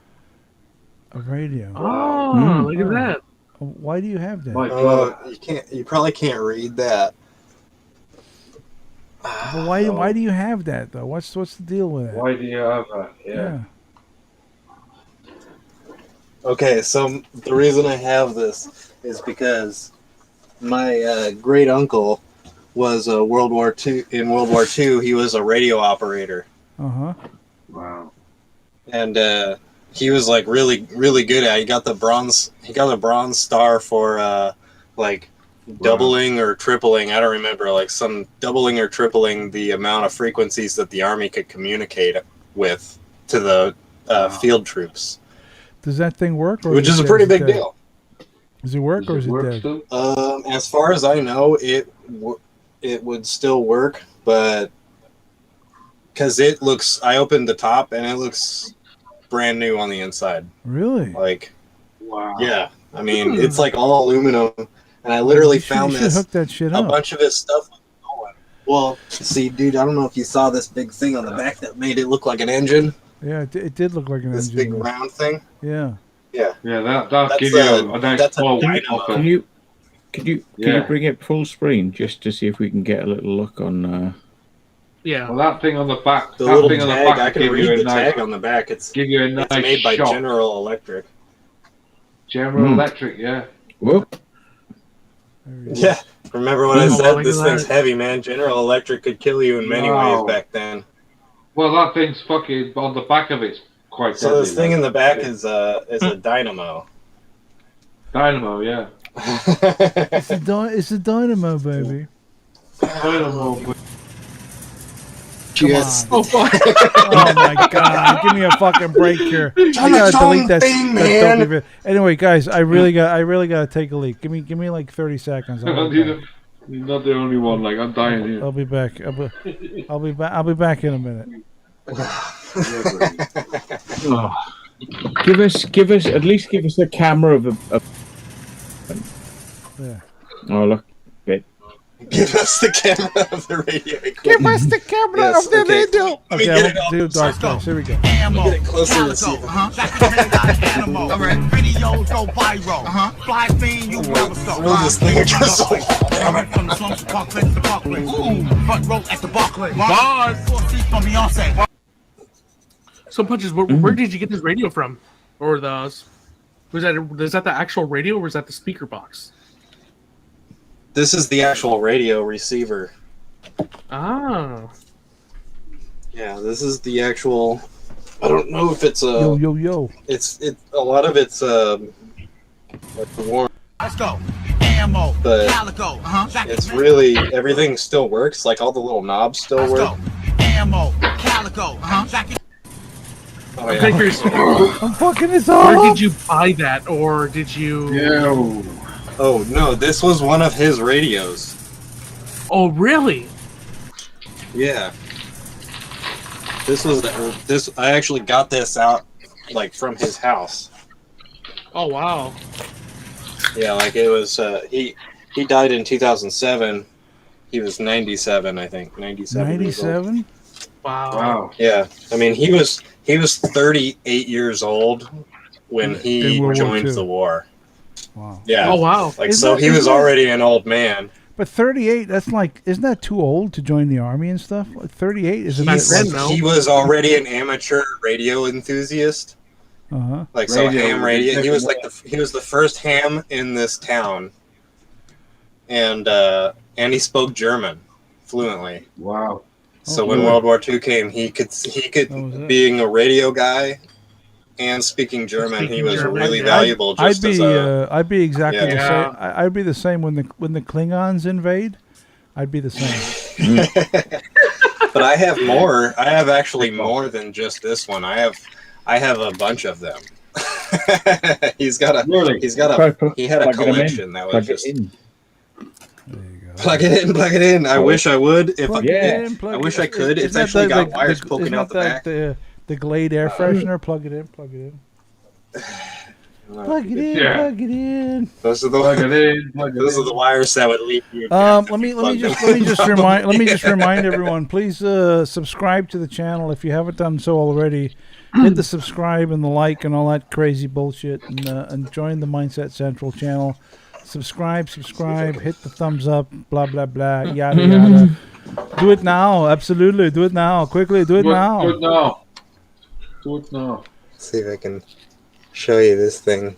I don't know if you can see that. Fired up. Oh, it changes. Look at that. Dash I don't know if you can dash. see it. Oh But my it God, actually it lights has like up. multiple Yeah. like Yeah. channels that you can switch to, That's really cool. and then it gives you a Wow. whole different band. Yeah. Wow. But yeah, all the switches work and shit, man. Volume knob on there. Look at that. It looks Look a bit at rusted, It's but all it does Bakelite. work though. Yeah. Well, it's not rust actually. It's What's actually all that the black black stuff on shit's it? the real coating. That's the coating that was originally on it. That's what it was. Yeah. Okay. That was And the the original silver color. is actually yeah. the That was aluminum. the original color. This thing's made The out of aluminum. aluminum. Yeah. I don't know if you can. So that was the I original don't know color. if you of can the see thing. really much. Yeah, That- it was and like a. Okay. It was Now like to this guesstimate- textured black crinkle coat kind of thing. Got It's it. like this weird crinkly. When I you see it up see. close, it's actually this weird crinkly coating. Uh-huh. How much do you think that Interesting, thing yeah. weighs? Yeah, well, stuck on it. What do you think it weighs? At least a good maybe 10, 15 pounds. Oh wow. Wow. Yeah. I So wouldn't it's I pretty certainly heavy. wouldn't want to drop that. It's got heavy. like a little, If you dropped it, a it never little worked. tag Yeah. on the back. So, dude, if you And, put that on eBay, what do you think it would go for? Couple hundred. Because Oh, it's shit, got to be man. at least To the right it's gotta- person? It's got to be at least $300 in shipping alone. At least. Yeah, right, because it's that heavy. I Does it mean, have the model number on the side it plate? does, yeah, and you can look up exactly what it is. Here, I'll read it out. All right, what It is it? says Wouldn't it be like, I Radio think it's something receiver. like that. What It'd is be it? worth refurbishing it and then reselling it. It says radio receiver type CG-46116. Then it says frequency 1.5 to 9. Are you, 0.0 MC. Are you googling that, Matt? CG four Dude, four your, one your one camera, six. your camera's all jacked up. We're just seeing like your nose down. It's There we go. X116. Well, now we're seeing your head up. Now we're seeing your roof hatch. How come when you do your streams, your Holster camera's direct perfect, and come current. on mine, it's all fucked up? What's going on over there? It says it says on the side right here 22.2 pounds on the side. Oh, wow. It says its exact weight. What? Charlie Golf 4116. Is that right? Yeah. Charlie Golf dash 46116. Oh. 46116. Okay, hang on there. Hey Matt, you know who I bet who has one of those fucking radios? Miles Johnson. It actually says Yeah. manufactured for Navy Department Bureau of Ships. Bureau of Ships. Oh wow. If I was you, That's what I'd it get says that. right I'd here. get General that. Electric. I'd get that Yeah. done up. Hey Mike, Repainted. Mike, I It gotta actually says above that, oh, I it gotta ask, says a unit of model RAX-1 aircraft radio equipment. Mike. Wow. Mike, Yes. How high are you right now? I'm pretty proud. Are you pretty pretty? proud. Are you pretty fucking baked? I can tell. I can tell. Yeah. Just baked enough to I think can this is tell. interesting. I'm on a good one right now. You're fucking Especially baked, drinking. huh? Look at that. I can see by your face, dude. You're fucked up. Hey, did everyone notice the Mike shaved? Everyone notice that Mike shaved? Yeah. Look at this. Look at that. Yeah. What, on the show? It's fucking He Mike's. actually shaved on the show. It's Mike's son. Look at this. Mm. Yeah. I had to. He had I to. just Like had to. last I'm la- gonna grow it last out week. Last eventually. week he was on. He had a big fucking beard. Now it's all gone. Look at that. Uh-oh. Oh, what happened? Did you freeze? He froze. Right. Well, Here we go. do you want the good news or the bad news? Let's have the bad news. What's the good news? Let's have the bad news first. What's the bad news? Bad news first. The good news is they're available, but the shipping is horrendous. But they're in a lot better condition than the one you've got. But how much do you think they would go for? Oh shit! I have no idea. Oh, I would $300. say 500. What do you think, Punches? What 500 shipping alone. I want. I would Well, say the about ship- $300. Well, the shipping is a lot of money because of the weight. Yeah, it's pretty heavy. $275. Just to ship. That's shipping. Just to ship. Okay. Okay, so it's worth that, right? What is it for the actual device? Well, there's ones that are out there It's that not are as in much. very good condition. Mm-hmm. Yeah. And they're there for at least $50. Oh, that's okay. $50. Oh, wow. So, Okay. so if you want to sell it to me, I will buy it off you if you want. But like, we'll have to do the deal now because it's $1,045, motherfucker. Well, that's the cost of the thing is cheap, but the shipping. $1,045. 1,045, fucking motherfucker. For what? For shipping? $1,045. For shipping, it's $1,000 to ship. $275 to ship. Okay, so Is that to the UK? Okay, so Is that to the so UK? let's say it's $200 to ship it, but how much is the fucking the thing on its own? It says like $50. £4.50. Which is like about $7. Oh, geez, it's fucking worthless. Wow. Hey, punches. Just throw that shit in the garbage right now. Oh, sorry, that's 1960 prices. It's now $1,045. What's $1,000 right now? Mm. Wow, we were. Well, you're saying this is $1,000 sitting in my lap right There here. you go, $1,000 plus $300 shipping. Yeah, see, that's what it says. Should be $1,000. Damn thing. Hurry that thing up But you know, and if you clean see it up. the inside, it looks pristine on the inside. It really does. And I have I was gonna say- box loads of Army Navy radio tubes. Hook it up, dude. You get From that World on War II. eBay. Dude, Well, if I were you, can you imagine how much don't weed- show how much weed it you can buy again with that? because provided you clean it up a little bit, the other ones are much cleaner than this. They once you show the inside is clean, the outside being clean as well, they're very much sought after, and $1,000. And buy it it's now funny price. because That's a buy it now Buy it price. now. You could offer them less. But Yeah, damn, Yeah. there you go, man. I You could got- probably get you somebody got- that knows you what got they're some doing to bank. put a new coating on that's like an original type coating. Yeah, Yeah. you get like $1,000 for that thing. or just clean it. Perhaps it's I don't know what's causing it to go that dark, but yeah. Well, it's like 80 years Probably old. spray it dude. up yourself, like.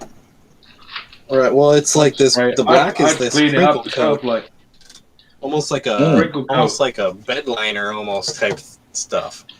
It's weird. Before we Yeah, go way it off kinda- topic, it's flaked off. Actually, What's up, like Mike? he had a lot more. Hang on. That's- Mike, that's dope. Mike has got some shit to say. What's going on, Mike? before we go way off topic, I want to get back to the question about the gun laws in Texas. Yeah. Oh Like- right. Yeah. Like, is there a waiting period? Is there a Yeah. like You wait California? as long as it takes for them to do a background check. Oh, so it could be like next day or like 2 days or 3 days. It could be like 15 minutes, or it could be like 2 Yeah. hours. Yeah. or it could be like fucking 3 days from now. Punches is telling you, Mike? Don't get a background check. You go in and they do an FBI My background background check is check. clean. But if you're clean, if they have nothing to look through, right? And they're like, oh, Dude, this is, if you know, Mike right, if comes Mike, back if clean. Mike got a background check, as he's getting the background check, the guy be like, yes, sir, he's right here. Okay. Did you want me to? Right now, You want me to? Okay, I'll detain him until you get here. Okay, very good. I'll stall him. I'll stall him. I'll stall I'll him. accidentally lock the doors like we're closing. Yeah. Yeah, We're Act close. stupid and not. I don't know how to get the doors open. Now, Now, Stop him now! now with that said, So yeah, I mean, Put your hands on the dash! when I purchased Don't my you pistol, move, I'll it blow only your took fucking head off. 15 minutes, wow. 15 and I was out the And door. then They after literally, that, they literally What was that? escorted me from the gun counter to outside, and then let me walk to my car. Oh wow. Really? Wow. well, I don't think you can in purchase Texas- ammunition at the same time. Did you ask for the plasma rifle in the 40-watt range? Oh, the gun from Iraq. No, the gun from fucking the Terminator. The Uzi 9mm okay. and the plasma rifle in the 40-watt range. I say, hey pal, just what you see. It's what you see, yeah. Remember Oh, that's that? right. Remember that in Terminator? And then hey, In the you can't do 40-watt that. range. I just did. Oof. Did the plasma rifle in the 40-watt range. I'm just Now, remembering with now. that said, what does it The take to actually carry the firearm in Texas? You can just carry it all around, even though you got approved for the gun. Okay, carry it out. Mike, why are you so What? obsessed with fucking guns in Texas? What's going on over there? I'm curious. Are you planning to move Well, into without a Are you planning to move license- into without a Texas license, and I can take- doing some fucking I can Columbine carry shit, my or gun what's going around on? in my property. No, I'm curious. If How that means long? going from my house to my car, from my car to my boat, right? I can Yeah. carry a gun, Yeah, right? A pistol or whatever. I can carry it openly or concealed right. from my property to my property, right? If Uh-huh. I'm going on a direct path Absolutely. without any sort of license, right? You just Okay. have to not be barred from owning a firearm. Yeah. But if you do own a concealed carry permit, right, you can actually carry it beyond those places, except for places that restrict open or concealed carry. It'll just say no firearms. But I mean, if you're concealed, come on, you're gonna Yeah. carry Yep. it for in it, there. so. It even states in the law in Texas that Quit John. even if the sign says no carrying, that they actually have to come up to you and say, "Sir, we notice you have a firearm. Could you please leave?" How would they notice that? Well, because if you have you're a concealed open carry, carrying. you have to have it present. You can't have it hidden. All right, All but these fucking stupid rules, dude. What's the big deal? It's freaking It's Does not- it come up it's, on does it come up on a license check on AMPR? So the moment they pull you over, they go license. oh yeah.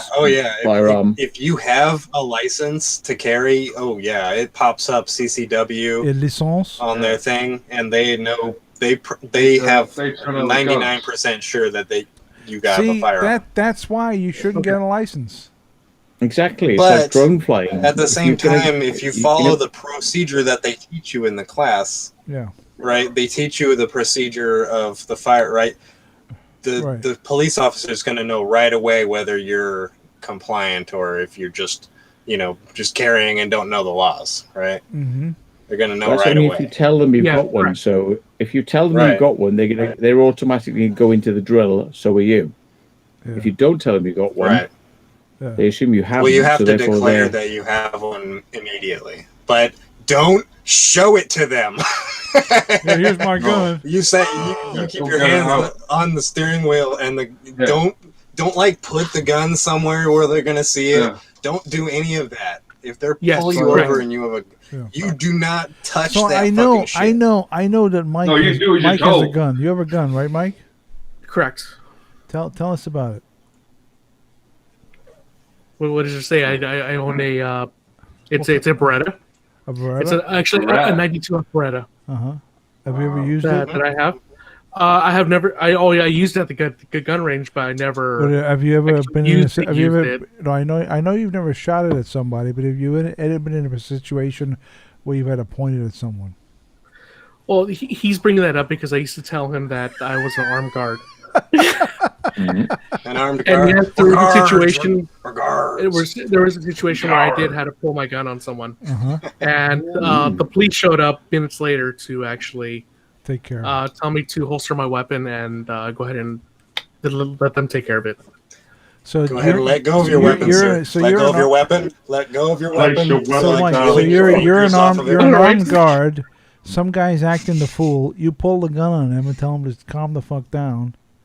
You get him under control with the gun on him. Then the cops show up. Is that pretty basically much the it? cops show up. The cops show up right away, like within. It felt like minutes later, but it was within seconds.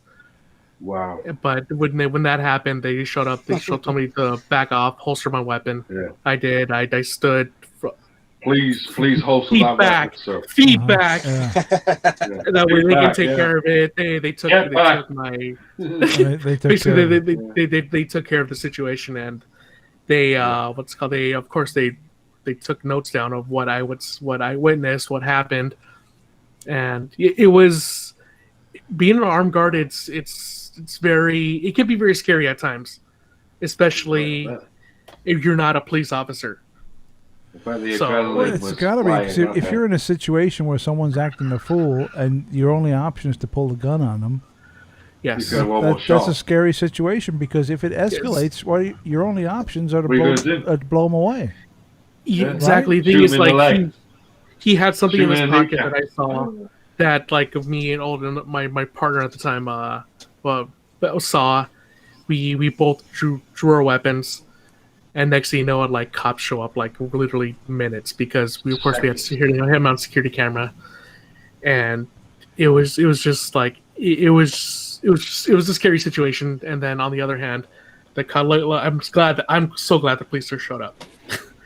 With minutes later, Well, it's like a relief, right? When they show up. Yes. Like, oh, now. Oh yes, now, because now like I don't have to deal with this nonsense now. These fucking fools can deal with it. I don't have to deal with this bullshit anymore. These other retards can deal with it. Yes, it was crazy, but I'm glad the police showed up, took care of the situation. Yeah. They took the guy away. So It Matt, could have escalated so fast. let me ask Matt, because Matt is like the Urbex king over there, but it's a different deal over here, dude, because people are armed, and if you're going into places to do Urbex exploring, you got to be careful, because people can fucking shoot you. You know what I mean? What are you sniffing? What is that? What did you have there? Hold that back up in front of the camera. Come on. What did you got? You can do it in America. What is it? What is that? I'm just trying to help the algorithm from. Dude, be careful. It's a bus. Recognizing it. Dude, you can't show that on the air. No, I'm not. I'm just showing bits of it, so it won't get the kind of gist of what's going on. Because when we showed it, really, even though we pointed out it was empty. It's a nuclear weapon. What is that? What is it? It's a thermonuclear weapon. Just like if you show the whole thing, it kind of gets ideas. But if you just show bits of it, maybe it doesn't. So go. Yeah, I bet that only I don't mean to be morbid. I don't mean to be morbid. It wouldn't have been amazing if that went off right now. It's not loaded. I know, but still, it was broadcast live to the internet. Wouldn't it be amazing if the door was kicked in downstairs? Freeze! Put the hand down! I got chased by the police one night in the UK because somebody reported me for having a firearm. Whoa. And what they did is they were involved with the crop circle people, and they decided they would place a taser in my premises. A taser. And they threw I mean, yeah. Okay, right. I'm just taking a deep breath because it's like, remembering back to this shit. Somebody said to me, they violated you with a taser.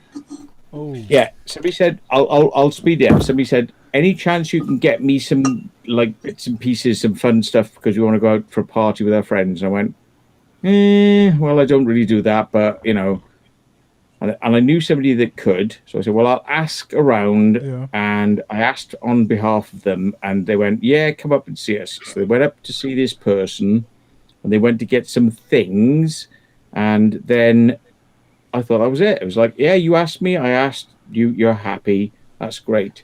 So a couple of weeks later, I was out and about, and I got chased by the police, and apparently somebody reported me for having a firearm and drugs. When the police came round the house, there were ecstasy tablets placed on surfaces around the place, as you do. Wow. And this taser, was discovered, and they just decided they were going to come and have a look for me because I had a firearm. They're classed as firearms in the UK. So had they like planted this shit or? Mm-hmm. Yeah. Yep. Yeah. What a bunch of fuckers. So, I mean, obviously didn't have any of your fingerprints on anything, but they probably don't insane, fingerprint man. unless somebody's dead. All right, I gotta take a leak again. I'll be right back. Hang on. Yeah, I mean, it was a bit basic, really, but I got to go. yeah, okay, you do it. It's just a bit. It was a bit basic because this person was friendly with crop circle believers, and they came to stay at my house, and they thought, oh, we got him now. So they just like called the police and placed drugs on work surfaces all around the place, like you do. You don't keep them in bags or like in a secure place or hidden away. You just go like, here's a pill, here's a pill, here's a pill, here's a pill, because of course everybody knows that like ecstasy or pills like to grow on work surfaces. You just water them every day and they just grow into like hundreds of pills. So you just put them on the work surfaces, and they just like grow. So they set you up basically. the solicitor said, I can't believe what's going on here, and I said, yeah, it sounds pretty sus to me, because why would you put, and they went, no, there's more to it than this. The girl who was living with you, which I'm gay, by the way, so I didn't have any relationship with this girl, but the girl who was living in the house actually was having a lesbian relationship with this crop circle believer, who decided to coax her into doing something that would wind me up and stitch me up. Yeah. And then called the police, got them to come round. There was a taser and a load of ecstasy tablets. Now, I will say I never supplied the ecstasy tablets, but I knew somebody who did. And when this person said to me, can you get me some of this stuff? I said, well, I don't do that stuff, but I'll ask a friend of mine. So, they got this stuff and they brought it into the house and they went ding, ding, ding, ding, ding. Police, come now. And the police came to see me and they tracked me by my mobile phone.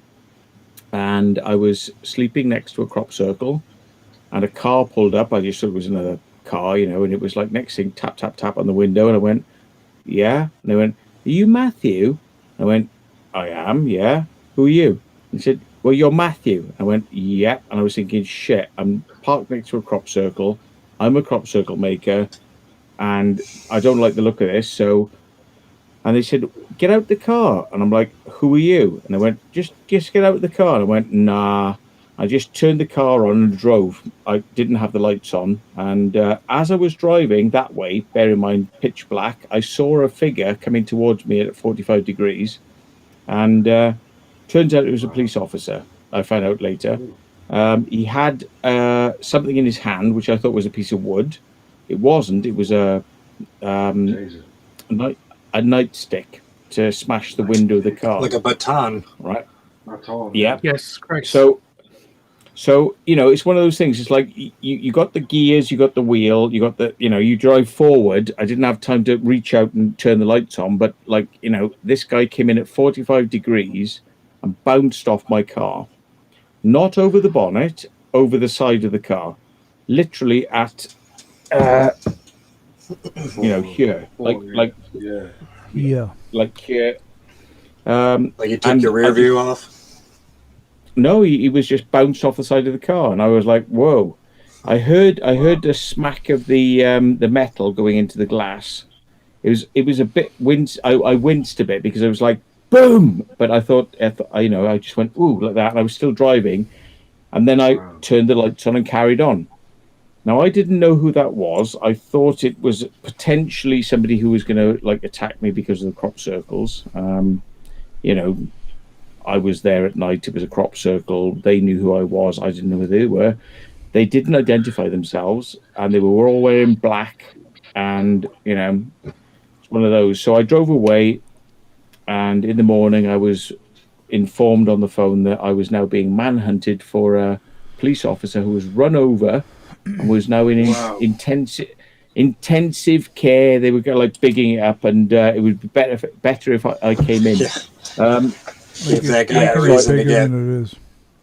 So I thought, okay, let's have a think about this. I drove to a friend's house. I said, look, all I know is these people tapped on my window. They didn't identify themselves. They're wearing black. I couldn't work out what was going on. I wasn't going to hang around. I drove off, and somebody came at me and bounced off the side of the car. So we took photos of it. I went into the police station, and it's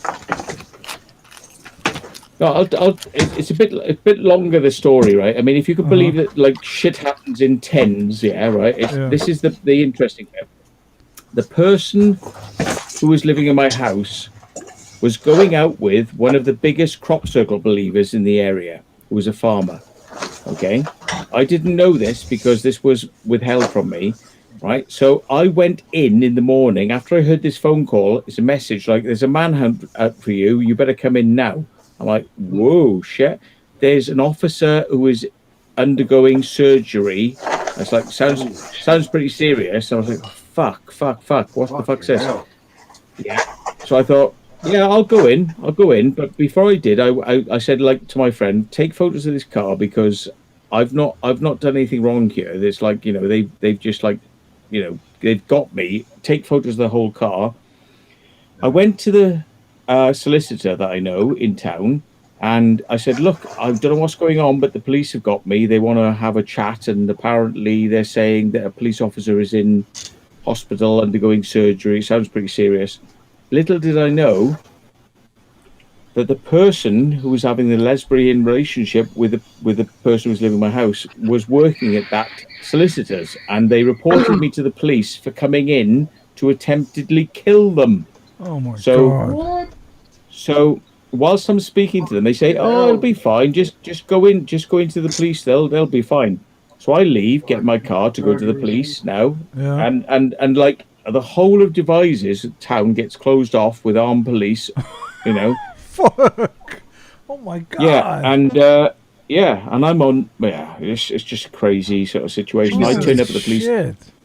Yeah, I turn up at the police station. I go, "Okay, guys," and they're like, "Yeah, coming in," and then I find out that this person who's living in my house is having a lesbian relationship with this farmer who's a crop circle believer. It's like a fucking movie. Yeah, right. It's like a fucking movie, dude. Horror movie. The police said that I had run over a police officer, like boom, over my bonnet, and I said that didn't happen. They ran. I mean, I didn't see them. They were all in black. But they ran at 45 degrees, and I said they bounced off the side of the car, level with my head. And if you look at my car, I'm sure there's something that's going to be there with the imprint of their fabric on the car. Right. And I was right. Wow. I was right. And it all got dropped. That's insane, but man. What a he broke his shoulder because he was like fucking Superman, and he thought he could literally stop his car with his shoulder. Jesus. Like running. I'm the juggernaut, bitch. Nope. Not the juggernaut. Well, Matt, like I said to you before when we talked before, if you ever get over to California, the number one thing that you and I have got to fucking do is do a crop circle. Shit. But it's kind of funny because I'm glad the police do not have so many firearms in the UK because you'd be dead. Do a crop circle dead. in a weed field. You would be dead, dude. You would be fucking. You would have been shot years ago. You would have been off the planet. And it's just lucky that they just fucking didn't have. I reckon that person who was standing by my window, who tapped on my window and woke me up, was probably standing there with a gun. I don't know what the fuck was going on, and they were all dressed in black, and I just thank God I'm still here. But these were gun ho. Like if Matthew Williams had been born in the United States instead of Wales, he probably would have been dead by the time he was 30. Someone you would have been shot or something. A risky occupation in the States, isn't it? That's why I don't understand fucking. Well, we have in this country, No, but we like, have Urbex civil. Urbexes in Civil the States, courts. and obviously there are U.S. Urbexes that go out and explore buildings. They do exist. But how the fuck they get away with the shit they get away with, I don't know, dude. Because over here they don't fuck around. If you're trespassing, they're gonna fucking shoot you. They absolutely will fucking shoot you. You know? Unless you're Mexican.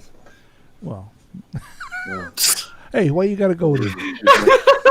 They won't. They won't shoot you if you're Mexican. But you know what I mean? It's like it's like how they get away with. I don't get it. You will be shot. America. It's not just America, is it? If you go anywhere across the world, like Russia. You go to Afghanistan and you're in some farmer's Oh my God, Afghanistan. In my mind, you're gonna get shot. You're gonna get shot. Spade. Look at Spade. But in the UK, in the UK, if you're trespassing and you're in some place exploring and somebody catches you, they're gonna be like, "Hey, don't do this again." Yeah. Well, no, we have a civil don't court. do it again. I told you to blow the bloody doors off. But if you do it in the US, it's like, "Hey, freeze." Coo, coo, coo, coo, coo. Right? You know what I mean? It's a different deal. And in Spain, they shoot you. They shoot you first and ask questions later. Yeah. It's fucking crazy, man. Yeah. I think America is like we were back 10 years ago before the law changed, and trespass was considered a criminal act, so you could be arrested and ask questions and then let go. It ended up. Yeah, the trouble was it ended up in so many people being arrested, asked questions, and let go. Yeah, that it was just like it was a joke. It was just a waste of police time. So what they said is we need to decriminalize this, and unless they've done something obviously wrong, then we let them go. Let them go. Yeah. But in the US, it is still kind of treated as a criminal act, but. Even as a criminal act, they know you're probably, well, they kind of know you're probably not doing anything wrong. It's not like you're holding up a bank or stealing a car. You're just the wrong person in the wrong place at the wrong time. So, provided all the cop knows is somebody in the building hands in the air was holding something black. Yeah, right. That's what it did. I suppose it depends. Over here, we run because the chances are if you run and get away, you've got away. But I would say in the United States, your best bet is to go, "Hello, officer," and speak in a very broad American accent. Dude, if you're in the U.S. and the cops come and you run, that's guaranteeing you will be shot. Yeah. Only the guilty run. That's guaranteed. Yeah. If you're in some place and the cops show up and you're like, you know what, let's get the fuck out of here. That's you're signing your own fucking death certificate right there. They will shoot you. Yeah. Or they might not shoot you. They might pit maneuver you and you'll die that way. Give you one warning. You're like, one warning. Stop. You got a lot of different ways to do it. I was thinking about doing urban exploring to some of the buildings near me, and I'm waiting for the people that live there to go out, and then I'm going to go in. Yeah. But you don't fuck around, dude. They will shoot your ass over here. They don't fuck around. But you know what, Matt? You know what we could get away with if you get your ass over here? Mm-hmm. Crop circle. We could get away. We could get away with that. Just make sure with the field you're doing crop circles in, there are no cows that graze there. You know what'd be amazing, dude? You're anywhere in grazing cows. Because I'm not even joking. Matt has got some fucking skills when it comes to. If you've seen some of the shit that he's done, it's phenomenal. I have. Right? I have. And if that shit, just imagine in some of the fucking wheat fields here in Southern California, if one of those fucking amazing circles were to show up, people would lose their shit. It's been a long while. 100% that would appear on the news. 100%. No ifs or buts. It would be amazing. Especially if you got go to caught like near area. go to Arkansas or Kansas Oh, or dude, like people would Nevada. somewhere lose where their there's lots of fucking big minds. fields. They would lose their minds Nevada. if some I think legit US circles. police. I think US police, because I met one or two of them, they kind of get wowed by the fact you're British, and they just automatically just deal with you differently. But yeah, Americans Poshy probably sounds can't possibly get a rougher deal. Okay. You know, especially black people get a really rough deal. But like, you know, if Unless you're they have a British accent. Well, they do in this country as well, so the black people. You're a black Yeah, British but I person? think- Wow, that's like super British. Yeah, they just assume you don't quite know the rules so well, so therefore you're treated a little bit differently. But yeah, I remember in like 97 or 98 being in the UK with my wife. And we rented a car. And we were driving through London. We were driving. I don't know what the name of the street is that leads towards Buckingham Palace. I can't remember. We were driving on that street, Mall. the Mall. We were driving down there, and it must have been like 1 or 2 in the morning. And we're driving down as we're driving down the street, and all of a sudden, and I'm not even joking, dude, a policeman walks out because there's no car. In the middle of the road. There's no cars, right? There's no cars anywhere. He walks out. Let me go full screen. He walks out into the middle of the street, and he's got like a lantern. You know, like an old school fucking lantern that you hold. He's holding a I lantern. remember you telling this. And he walks out in the middle of the street, and he goes like this. He's waving like this, waving the. And we're driving. I'm like, what the fuck is this? like a ghost. It's like, what did we go through a fucking time slip to the fucking 16th century or some shit? What do you got on the mansion? What is this, the fucking Yes, Gettysburg or some What shit? is it? It was the haunted mansion. So we slow down. The guy comes up, and he says, "Roll down your window, please, sir." I roll down the window. And he says, "You can't be driving." And we say, "Oh, we're so sorry." And he goes, "Oh, American, are you?" And we're like, "Yeah." "Oh, well, you can't be driving down here, so off you go." And he lets us go. But it was the most bizarre thing. This guy walks out in the middle, and he's waving a lantern. It's like, what is this, the fucking 1800s? I mean, it's unbelievable. You know what I mean? It's like, it's so bizarre. Did he have an old hound dog with him? He didn't have a hound dog with him, no. You think if he took you to jail, there'd be somebody like with a can clinking him on the bars and shit?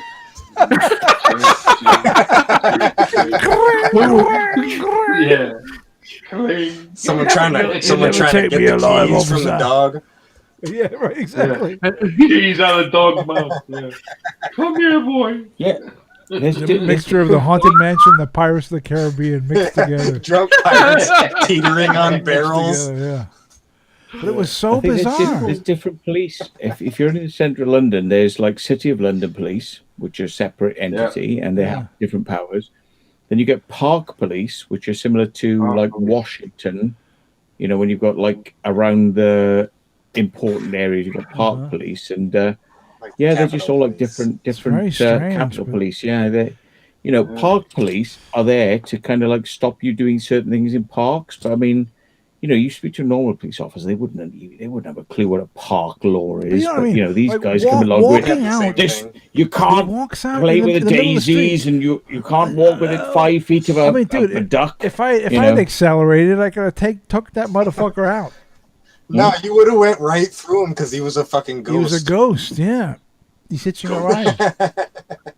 Yeah. Hitchhike And if you with didn't no go after him, windows I mean- and no doors. I didn't see him, officer.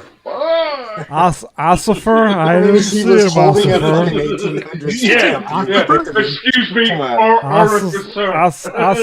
I did not see him, Ossifer. I mean, Doesn't to go be down fair, to that the lamp level. was literally 1 lumen. I swear to drunk on that guy. But it was so surreal, though. It was so bizarre to see that shit, you know? It was very strange. Very strange. Yeah, we got That is British, weird. British Wow. Transport Police. British Transport Police have got higher powers over railways. Can they see through objects? Because they got powers?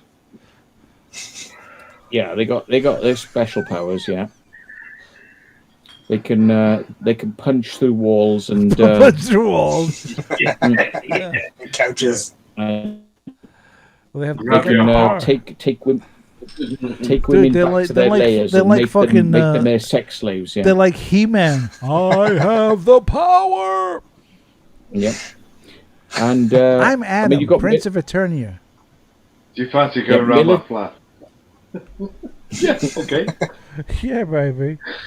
I'll be round now, mate. I'll be right round in a minute. Yeah, I'll do it now in a minute. Come on now. Yeah, military police, they've got different powers, but they tend to be able to arrest you, and they have to hand you over to normal police. And then you've got normal Roetawan. Yeah. Then you've got normal police. Yeah, normal police. Normal police is like military intelligence. So what you're saying is the military police hands you over to the militarized police. Militarized. Correct. Yeah, military police can only arrest you on base and take you around inside of a base and handle you and court-martial you. But if you are caught doing something by military police, it's a touchy subject because they don't have the power to hold you, but they pretend they do until somebody comes along and then they hand you over to normal. Something just popped into my head. I just remembered. So I am a frequenter of Clubhouse, the social media chat app, which has just been recently released for Android. If you're an Android user, download it. It's a great app.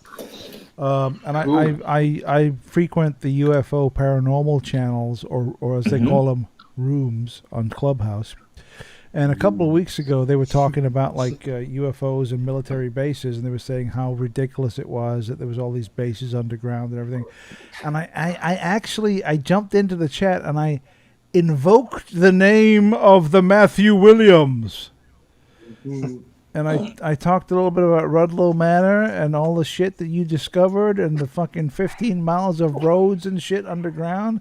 And I said, if 25, whatever. And I said that if the UK has got that shit, that's tip of the iceberg. Imagine what bullshit exists in the US. Right? Well, yeah. Well, they moved everything from Groom Lake, Nevada, Nevada, to the Black Hills in Virginia. They moved Area 51. Everything that was in Area 51 is now in the Black Hills, and it's not there anymore. Yeah, they moved it all. I heard Utah, but Virginia. You know where the Mount Rushmore and stuff is. Yeah, there's like tunnels way bigger than hundreds of miles. I believe it. Hundreds. Probably thousands. There might be thousands of miles. Yeah. I mean, America is special because they don't seem to, black budget-wise, they don't seem to have any limits or budgets, or if you can kind of get around health and safety. I mean, they do things there is no health and safety over here, dude. Doesn't exist. And once you sign the military contract, doesn't exist. But we have stories which are probably equally bullshit in the UK. I mean, they sound good but there is a lot of bullshit stories that follow around monorails, vacuum chambers, 700 mile an hour railways all the way across, blah blah. Right. It sounds great, and yes, we know they've got tunnel boring machines, but they're very slow and right. But the technology that you're describing, man, whether it might not exist the way you're describing it, but the technology does exist, right? It does exist, yeah. It does exist. Theoretical technology as well, like nuclear tunnel boring devices, which produce clean glass, interiors, which are almost ready for the vacuum chambers, and you've seen the ones that are just commercially made that actually take the material and form it into concrete pieces and form the tunnel behind it out of the rock that it's going through. And that's what they use now in just tunnels, not even military applications. It's like this big machine that bores through, and it actually takes the material and creates cement or concrete and forms it into behind blocks. it. As it moves Behind forward, it creates it behind as it moves forward. Yeah. Right. Yeah. I mean, it's very intriguing, and there's a lot of people who come forward saying like, yeah, alien underground bases connected by all these tunnels across the states, and yeah, I mean, if aliens are here and they've got like hypergravity What do you mean? craft, why do they need these underground tunnels? I mean, they could just like blast across in a UFO in like split second. They could use TARDIS technology. The only stuff they're moving in the tunnels is the secret stuff that doesn't work, right? The stuff that does work, they can fly it over, right? But the stuff that they're like, oh, this is antique, we're still studying it, it doesn't fly, we gotta move it without suspicion. That would make more sense.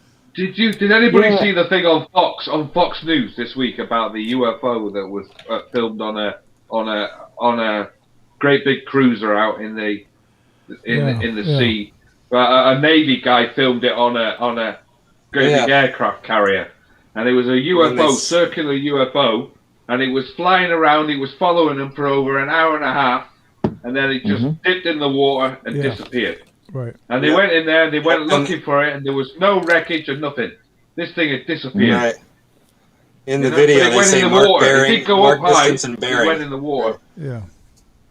I saw that one. They call those the transmedium objects. So they can fly. They can do in any medium, in air, in the ocean.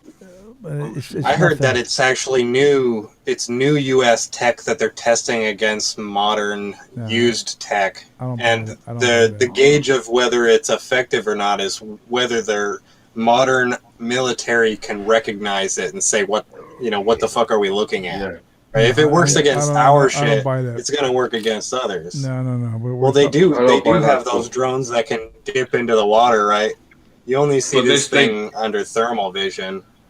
Right? And thermal can hide. They can hide shit. I think that what we should really focus on right now, though, in regard to this, is what Mike is doing right now. Mike. Who are you chatting with, Mike? Some friends. Wait, you have friends? Who is your daddy and what does he do? What does he do? My dad is retired. Who you talking to? You talking to Byron? No, just my friends from college. Wait, you went to college? Trade school. Coolidge. Okay. I noticed you're preoccupied. We're having like severe, like intense conversations, and you're staring at your fucking phone. Yeah. Come on, man. I'm not saying it's fake or whatever, but also, it could also play into people's, the military's favor, having military professionals saying, "Oh my God, what is that? I've never seen something like that before." Yeah. Well, right? But the thing with that was it was on Fox News. I mean, this is on the first news thing. It's on all news. It's on all news channels. Well, it did go on CNN, didn't it, as well? I think we are engaged in some kind of disinformation thing. Still, some kind of campaign. Yeah. We're the media always. It's a fucking. The media is a bullshit artist. There's a narrative in play. It's tantalizing. It is. It's really tantalizing because it is just grabbing you, isn't it? It's grabbing you. Ooh. I've been a ufologist. And I've been loving and watching this stuff for 30, 40 years, and they've been saying this stuff since the 50s. It's like it's going to happen now. Yeah. They're just releasing it. They're gonna, and you always get these it's going to be released, but then it never does. It always gets pushed back, and it's like they know. I mean, what would be the purpose? I'm not saying anyone's wrong or anyone's right, but what would be the purpose of revealing your most advanced technology and going, "Hey, we can't even catch this shit. It's really good, isn't it?" I mean, what would be the purpose of revealing it when you could just extend that infinitely to never tell anybody you've got it? Why would you want to release it? There It's is almost like no you're playing a joke against yourself. Like, hey, No, me, I think- what's that? I think I don't know. What the hell could it be? I don't know. And These it's little, like revealing your own cards. These little granular little information drops from like George Knapp and Jeremy Corbell and all these people that are pushing this information out there. It is baby steps, and it is like little grains of reality that's being dropped on us. But I think you're right, Matt. I don't think that it has anything to do with because you're right. If the U.S. had this technology, right? If the U.S. had true anti-gravity technology that they had developed, it was not based on alien shit. It was like purely human-based technology. There's no fucking way they would be fucking flaunting this in the eyes of the world or releasing it publicly. Unless... Right. Well, we don't know what was in that video. That's the thing is we don't know what they were filming for an hour. It could have been a new drone that can also go underwater, and they could be part of a psyops. No. I mean, I don't buy that for a second. I said it before. There's Project Aurora. No one knows what that's all about, and that was quite top secret. Yep. Okay. Aurora is just an extension of you got U2 high but slow. And you got SR-71, which is fast but leaky. And then you've got the perfection of the technology, which is like, very fast, not leaky, and can go into space, Yeah. So you got the B2. To me, it's like B2. No, but B2 is very wide wing, very slow, but very stealthy. Circular, spherical. Spins on itself. These things are just progressions of like secret spy technology, and then you've got this stuff which is coming along, which is they're going, hey, what's this? Why would the military be so quick to go, we don't know what this is? Why would they want to admit they don't know what it is? That's a good point. But they did do it in the 50s, but then it was wartime, and they were going. Scares their adversaries that aren't as strong as them. We still had the Cold War going on in the 50s, didn't we? So yeah, there was like the 1940s, 1950s scares above Washington. They had like searchlights and and they were going, look, we've got to, we're being invaded. Hey, maybe if you scare people and go, what's this? Like you're going to be invaded. The boys from Brazil, maybe Nazis have had a secret base somewhere and they're going to take us over. It's just like, be prepared. And being prepared is quite good for morale and actually gets loads of money. And I always remember somebody discussing the Vladimir Putin thing. And he's not crazy. He knows that if you scare people slightly and just push the bounds a little bit, then there's good money to be made from that, because we scare your borders, you scare our borders, and we all get rich. Like America, you brought up and the Russia, Nazis or Nazis. they're going like this. Bump, bump, bump against the borders, and the end product of it is we all get rich, because the more we go bump, bump, bump, it's almost like a little joke. The more we piss each other off and put it in the newspapers, the more money you get from government. What do you reckon on the Germans on the Nazis in the war creating? That makes a lot of sense. They could say, "Hey, we need more funding. We got this stuff we don't know about." There's a bunch. Panjit Singh says, "How would it matter? Aliens have or have not been here for 70 years or 70 million years. We already live in a world with or without them. What would change with confirmation either way?" It would just be. At the end of the day, stop being ignorant, thinking that we're the only thing that's. I think Panjit is being incredibly short-sighted. If one of us was suddenly an extraterrestrial on this live stream for real, if one of us was literally sitting here as a extraterrestrial, what could you possibly learn from me? If I was an extraterrestrial, Panjit's How could you question possibly is very, very Send- short-sighted. Send the black ops round to Panjit. Panjit 51. Yeah, very, very short-sighted. I don't think that he's thought this through enough. Would they I still know make people- Fruit Loops with marshmallows in them? Absolutely, Fruit 100%. Loops. Absolutely, of course. Right. Killer. I'm not going to I'm not going to underestimate. I'm not going to underestimate this, and I'm not going to oversell it. But what I'm going to say is, right, there's a massive industry in arms all over the world, Yeah. and strangely, the West likes to sell its shittier arms to To the Middle Eastern Pakistanis. countries. Mm-hmm. Yeah, because we've Yeah. always got the upper hand. We've always got one bit better. Yeah, of you know. course, absolutely. They would even sell our arms to Russia and China as long as we've got one bit better. It's good Yeah. money. They love it. 100%. You know, Yeah. you or I They make money. are not allowed to fucking have a gun, but Yeah. they can sell fucking guns to Arabs in the desert. You know, like Yeah. fucking, Johnny fucking and his mates. Totally. So, okay, now you Pakistanis. yeah, but you go up from that, and it's like it's a big business. Like I could go and buy a nuclear missile without the payload. I could buy from Russia tomorrow. I can go buy it. Elon Musk was over there trying to buy them. You know, he's like, "Oh, go on, then I'll buy one." But he was like, "Oh, do you know what? It'd be easier. Made our own." You know, this shit's for sale. Shit's for sale. Yes. It's Yeah. all about money, Yes. right? Yeah. And if you think It went about on for it, if years.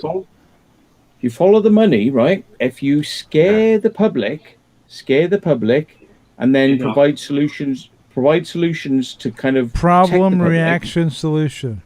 Yeah. Yeah. It's kind of patriotic in a way because all those people who are flying up down the coast in their aircraft doing their diligent shit, you know, and they go, "Oh, Russia came in today. We got very close." And Russia's going, "Yeah," but it's almost like an agreement. It's like, "I'll Yeah, fly it's your just fucking coast, you fly scam. my coast. Yeah. As long as we fly each other." Well, you know, there like, was the Open Skies Agreement. Yeah, it's almost like, you know, come on, let's fuck with each other, you know. Yeah. And the military. Here's the thing: Totally. the military, right? The military on board ships and in those control centers know that never is that a problem. They're expecting it. It's almost like on a timetable basis. And when it's not, they go, "Haha, tricky little bastards! Look, Haha. they don't." They would never start a nuclear war based on like somebody flying around and doing shit. And they're always pushing each other's borders. Why? Because it sounds good to the media. Because then you get more money. The worst thing for Russia and the UK and America was the end of the Cold War. Oh yeah. Gorbachev. Yeah. Gorbachev was a nice guy. He wanted peace, and everyone went, "This is going to be great. It's going to be great." It was great for peace. It was not good for business, though. Let me ask you this, Matt. What do you think of as far as ufology, Colonel Corso? Colonel Corso postulated the theory that the Cold War was deliberately put in place to kind of direct the public's vision to the Soviet Union and the Soviet Union to the United States to obfuscate the real threat, which was the alien threat. And the Cold War was an intentional, and both parties, both the West and the East, were fully aware of this, that this was purely theater, and it was done to obfuscate the public's view that there was an extraterrestrial threat. I don't know about the extraterrestrial threat. I always look at the Cold War due to the distrust between the three of us. That's the Russians, the British, and the Americans. Yeah, but Of what we had. that was the theatrical part. In other words, Oh, right. all of the Okay. governments were fully aware of this. Yeah. You know? I mean, I think we do have our disagreements, but because of mutually assured destruction, you know, it's a good business model for everybody to kind of keep running around knowing you're never going to actually get to war with each other. You can you could bump up against each other and shout at each other, and hang on a second. you're never I'm ever going to fire those weapons. But it's great theatre, and it's the public gets scared. I'm gonna hang up on Mike because he's having another conversation with somebody else. What? No. And he's not engaged in the conversation. I'll tell you another I'm gonna thing. hang up on Mike. Very cool. Good night, you guys. And we'll open it up to. I'll bring more another person. thing in. Another thing with the Cold War, like, right? I always thought the Cold War was a big thing to do with the Polish soldiers in the war. What happened to all them? Because a whole battalion of Polish army fighters disappeared. And when the Americans and the British asked, where are these Polish soldiers? Russia was like, well, we don't know where they are. We think the Germans killed them. You know, and a lot of it was a mistrust of what Stalin had done with them. He wouldn't really admit. And then, of course, we had the other thing of the who was dealing with arms, making war. What was it? Bombs and rockets. I'm Who not was sure. the two guys? What? Who was the two inventors? There was one went to Russia and one went to America, didn't he? Who was the guy who had his arm in a great thing? You always see him. Werner von Braun. Von Braun, that's it. Von Braun, and the other guy went to Russia, didn't he? There was his second in command. Von Braun went to Russia, and Von Braun went to the Americans, didn't he? That was another part of the Cold War. There was a very contentious part of spies in America, and they executed some of them as well. But it was all theatre because there were a lot more spies and there was a lot more secrets shared back and forth. Here's the thing they don't like to let you know, right? If Russia was far behind in certain areas, America said, well, you know, we're well ahead. If we don't actually start sending them some secrets over, then there's not going to be an arms race. So they actually sent over materials and instructions, and that keeps it going. It's like, you know, if you don't let the enemy kind of chase you, then you know you've got no reason to be. If you're supreme, if you're all supreme, then what's the point? Yeah. You know, you got Israel now. You know, it's like, oh, look at all these. We got weapons, but they can still get through. It's pathetic. I mean, Star Wars. What was all that about? I know. Tungsten darts from space. That got mentioned, didn't it? Well, that was a big thing. That was a big thing in the mid to late '80s. Was the Reagan, wasn't it? Reagan, the Strategic Defense Initiative with Reagan, and it was such. I remember it was huge news back in the day, and then it just kind of vanished and went away. That's it. Disappeared. Just disappeared. Lots of money. I heard about the tungsten darts. They had the 22-foot long tungsten darts that they would drop from satellites in space, which would go through the atmosphere at 27,000 miles per hour as they fell, or something like that, even faster, and make a nuclear explosion without a nuclear fallout. They hit the ground so hard. Oh wow! Hit the ground so hard, Yeah, without nukes, you're not. And the whole thing was having nuclear-like capabilities from space without actually putting nukes into space. Exactly. Yeah. Right. Star Wars. Yeah. There's a massive great risk of doing that in there, going out of our space. That's not to say because Russia was shooting guns and stuff in space. They had big cannons and shit that they were taking to space. Yeah.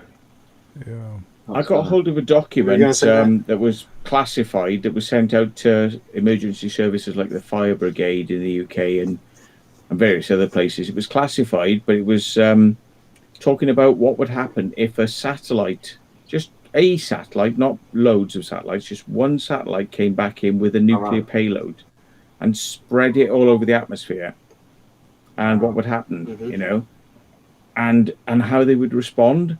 And just very casually, they just said, don't tell the public. Cordon the area off, deny, put this story out in the media, deflect away from it. And it was like, really? You just don't tell people what's going on. It's like Fukushima just happened, folks. No, it's just a bit of bad weather. It's just a bit of bad weather. It'll be fine. It'll be fine. These people they know what's going on. Well, let me. You bring up something there, Matt, which kind of echoes the Brookings Institute from the early 1960s, where they did a study on what would happen if we discovered extraterrestrial artifacts on the moon or Mars. What should we do? And the Brookings Institute said, "Don't tell the public. Keep it secret. Don't say a word. Don't say a fucking word. Keep it on the down low. Because if you were to reveal this publicly, it would seriously disrupt the economic and social and cultural progress of the planet." Oh, religion as well. Like. Maybe, but whether it would or whether it wouldn't, that's what they recommended. I don't think they would worry. I don't think the military give a fuck about religion and the politics and the money and all that sort of stuff, right? That's subterfuge. Yeah, that's just like flim flam. That's just, what would happen if this happened? That's just subterfuge. Yeah, they want the technology, they want it first, and they're prepared to use flim flam stories to kind of bluster the public, so they've got it, and nobody else has. And I don't think they want anyone else to have it. If Russia's got it, then they would keep it secret. If China's got it, they would keep it secret. If America's got it, they would keep it secret. Yeah. I mean, they would invent stories and they would invent bullshit. There'd be all sorts of stuff to kind of and this is the thing. Why would they go forward and tell people they've got tic-tac technology now? They go, oh yeah, maybe we have had this stuff for 50 years. Maybe we should start telling them now. It's like, we're a bit late now, isn't it? Well, it's like, it's not about that. It's not about that. It is. I mean, even if everything we're seeing is real, it's still part of a narrative. They're still pushing a narrative to get from point A to point B, right? They're still, because all these things with the tic-tac and the gimbal and all this stuff, everyone's like, oh my God, this is all new. No, it's not new. We've been dealing with this shit for the past fucking 80 to 100 years. This is not new. There's been far more dramatic encounters than this fucking tic-tac. The tic-tac, as far as the level of intensity is in encounters, the tic-tac is nonsense. The tic-tac is a bunch of fucking bullshit compared to the intensity of encounters that we. It's all bullshit. He finally said the title of the stream. It's all bullshit. Spawn. But you know what I mean? It's like the stuff that's coming out now appears to be all new and fresh, but it's not. There have been many encounters in the past, which makes what's happening now look like a walk in the park on a Sunday afternoon. It's bullshit. So there's definitely some kind of narrative at play. There is definitely some kind of controlling force that's rolling out this information to acclimatize mankind to what's really going on. Do you think it's people with money? Oh, of course, yeah. Yeah. Yeah, they don't want to shock the public, and because that's, like cutting off your own fucking arm. Yeah. You're gonna go into shock, right? If you cut it off slowly, though. Money talks, doesn't it? Always does. Money talks. I noticed Steve Wills is in the chat. Steve, you want to hop on and throwing your 2 cents? There's the link. Click on that link and come on in and have a yap with us about all this crazy bullshit. Oh man, I'd love it. I'm not saying I've got any answers. I love the fact that over the years, Gareth, you probably know, like Colin Andrews says, I was briefed by these military people, and they told me blah blah blah, and it sounded a bit guff. And then it's like, Linda Moore, how, I was taken to a secret place and he told me stuff. Well, George. Even Spielberg told Ronald Reagan that he was blah blah blah. If you only knew this, how the truth is, what you get all these stories. It's stories. They're stories. They sound great. Yeah. They almost like feed this need for stuff. Yeah. It's a feed for need, like a need for speed. Right. So it almost dovetails so well into what people want and think that it's perfect. But it is Emperor's New Clothes, right? If I came out tomorrow with some footage of a Tic Tac UFO, Right. nobody would give a shit, because it's got this. It's the military. Yeah. You go, okay, but who's saying? You got Luis Elizondo, you got somebody in the Pentagon, Right. who goes, we're going to get to the answers, like as if he's your friend. I'm your friend. We're going to get the fucking answers. And you've got a couple of people who go, I was there. I saw it. Yeah.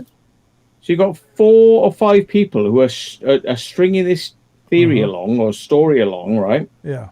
Yeah. And then from there, they get a load of money. It's a question mark. Maybe it's the Chinese. We don't know. So give us all your money. Well, yeah.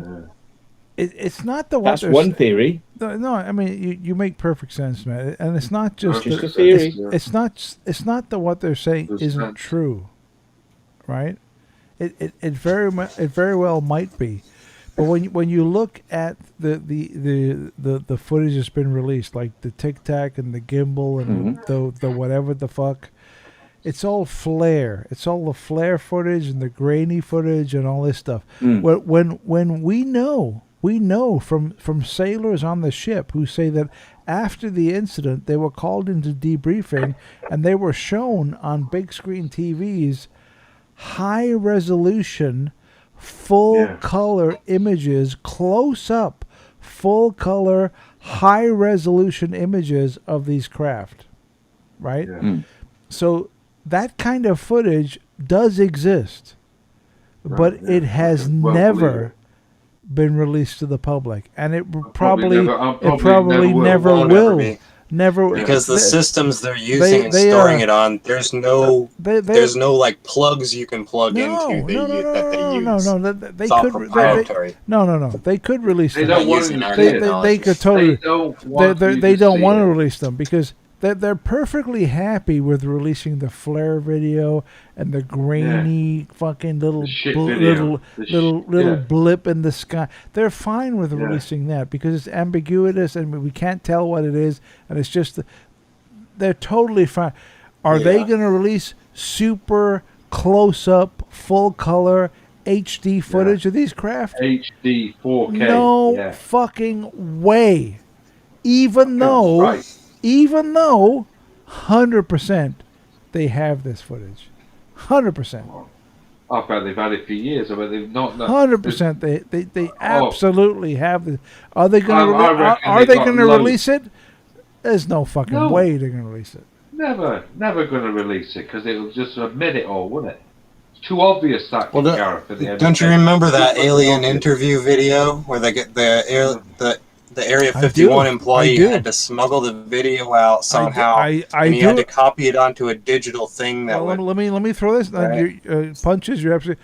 I do remember that video. And not only do I remember that video, I think it's real. Yeah. I think the story is like compelling enough as it is, let alone having that video, right, where the alien starts like... A video and the people come over and start putting their fingers in its mouth and shit. I mean, could I be wrong? Could it be a fucking puppet? Could it be of course. Of course I could be wrong. Of course it could be a fucking puppet. But I don't think it is. No. I don't think it could be that elaborate. I don't think it is. I think that's pretty fucking real. It's interesting. It's interesting nonetheless. But the way the guy explained how he had to get this, he couldn't say everything, but it wasn't just a USB port that you plug in and get the shit off of. No, it was right. It was like going back he had to use special systems. Let me ask Matt. Matt, are you familiar with the alien interview video? And what are your thoughts? Yeah, I've seen a lot, including back to the alien autopsy, where I saw a different alien. Yeah, I saw a different alien autopsy to the one that was finally released. It's like, there's levels of subterfuge and bullshit all over the place. And I know this is going to sound like I have no answers, but what I'm going to say is if everyone's going, oh, isn't this amazing? What could it be? And it's like, well, what could this be? Could it be this? That's what they want you to think. Don't look down the left and the right. Look behind you. Look underneath it. Just don't believe it. And it's kind of like, it sounds too twee, confusing.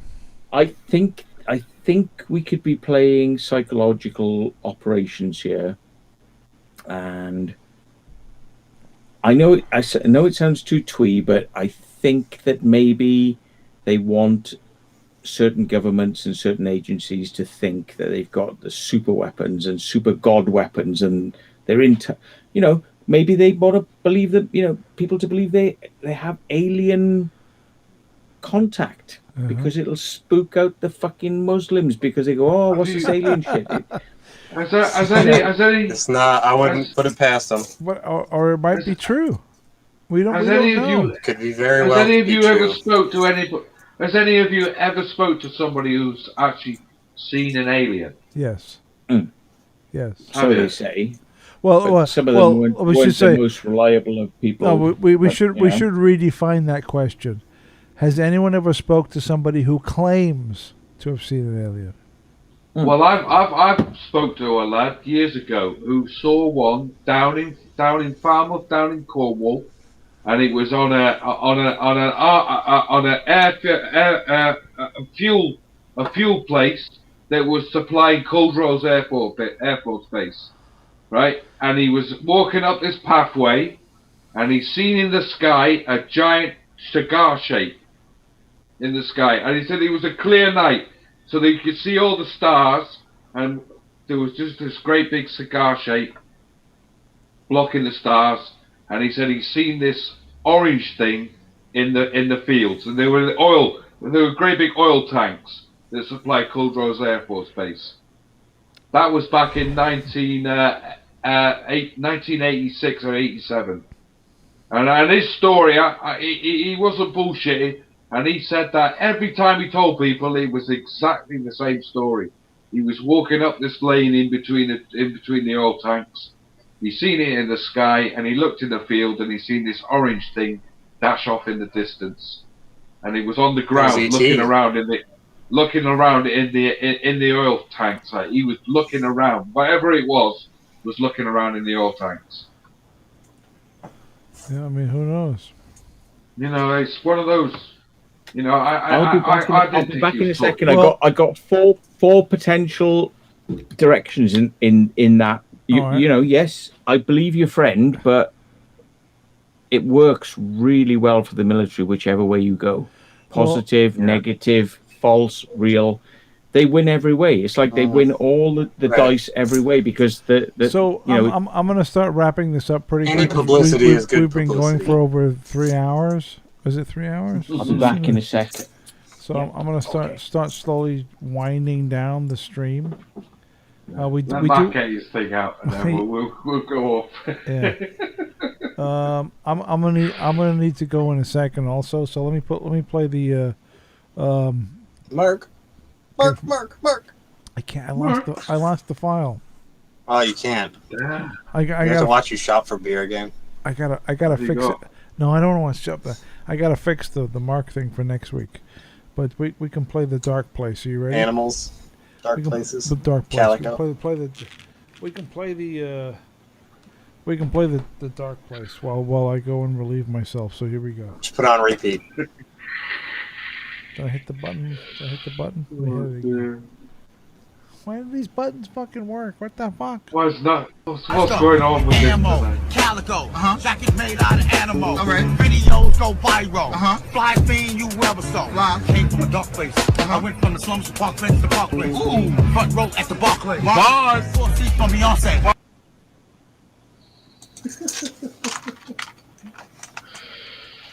Oh dear. Oh well.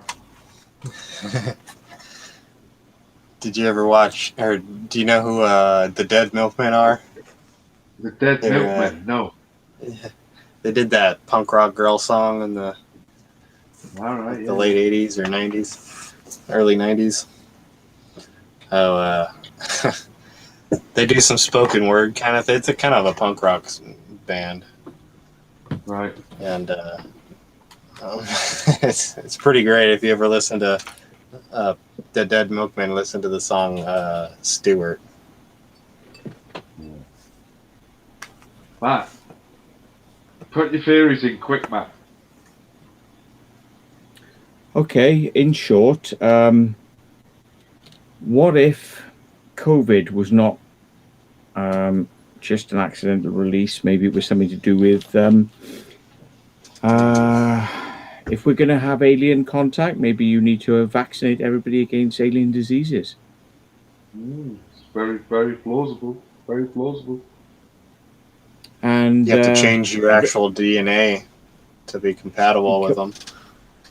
Because, like they say, you know, like if the Indians in America, you know, people came along and they said hello, and then everybody died of smallpox, and you know, you need to vaccinate people. Ammo, calico, flies fiend you ever saw. Came from a dark place. Let's go. Maybe it's There he is. Calico, jacket made out of animal. All right. All right, there we go. Okay. Maybe it's time. Like maybe it's time. Ammo, we find calico, out. flies fiend you ever saw. You know, and Don't get me wrong. I'm not saying I've got any type of secret knowledge or anything on this, but I'm just thinking, why is everybody so wrapped up in, you know, they're wrapped. You know, you listen to people, you listen to the narrative in the media, which is locked down. Yeah, to the left, back and to the left. You know, why is everybody so Jim wrapped Carrey up where in he goes, "Don't you know what this is?" The narrative. Yeah. It's like you come on, don't you know what this talk is. about it. No, we are. I mean, you're Matt. You're The absolutely correct. Illuminati- We the are Illuminati symbol. engaged in a huge narrative. Our entire existence is engaged in a narrative, right? And the narrative is pumped out by our perception of reality through the media and culture and so on. It's a narrative. It's 1984. It's a fucking narrative. It's not The real. Machine by It's not real. It's a narrative. It's a fucking tale that's spun out before us that we believe. But it's not real. You know? I've been banned off Facebook for typing in a private message from me to a friend, like certain words like, hey, wear a condom tonight if you're going to go out, have some fun, mate. And it's gone, no. So, you know, centralized control, censorship on that level, like me talking to a friend, censorship. YouTube, censorship. The media, complete censorship. So what's the narrative? The narrative is, this came from China. China, if you live in China, China tell everyone they came from America. This was planted by America. Yeah. You know, so it's like... But you can't deny the fact that Bill Gates has a viral laboratory in Wuhan, China, and he believes in bringing the population control. Right? I mean, it's undeniable. It's inarguable. He said it with his own mouth. Yeah, he has said that. There's no question he said that. But I mean, I've said a lot of shit too that I don't believe. Yeah, but you don't. He puts his millions of dollars where his mouth is, though. There was a good dance song that came out in the 90s called "It Began in Africa." It began. Sun Tzu's The Art of War says warfare is based on deception. What began in Africa? AIDS. Right? Well, they have a picture of the AIDS virus under scanning electron microscope, but I have not seen a coronavirus under scanning electron microscope. Only these like animations, right, that they show you. They're bright red and shit. You know, they got all these spikes. But have you seen an actual photograph of the damn thing? Yeah, but the thing you got to remember about the coronavirus is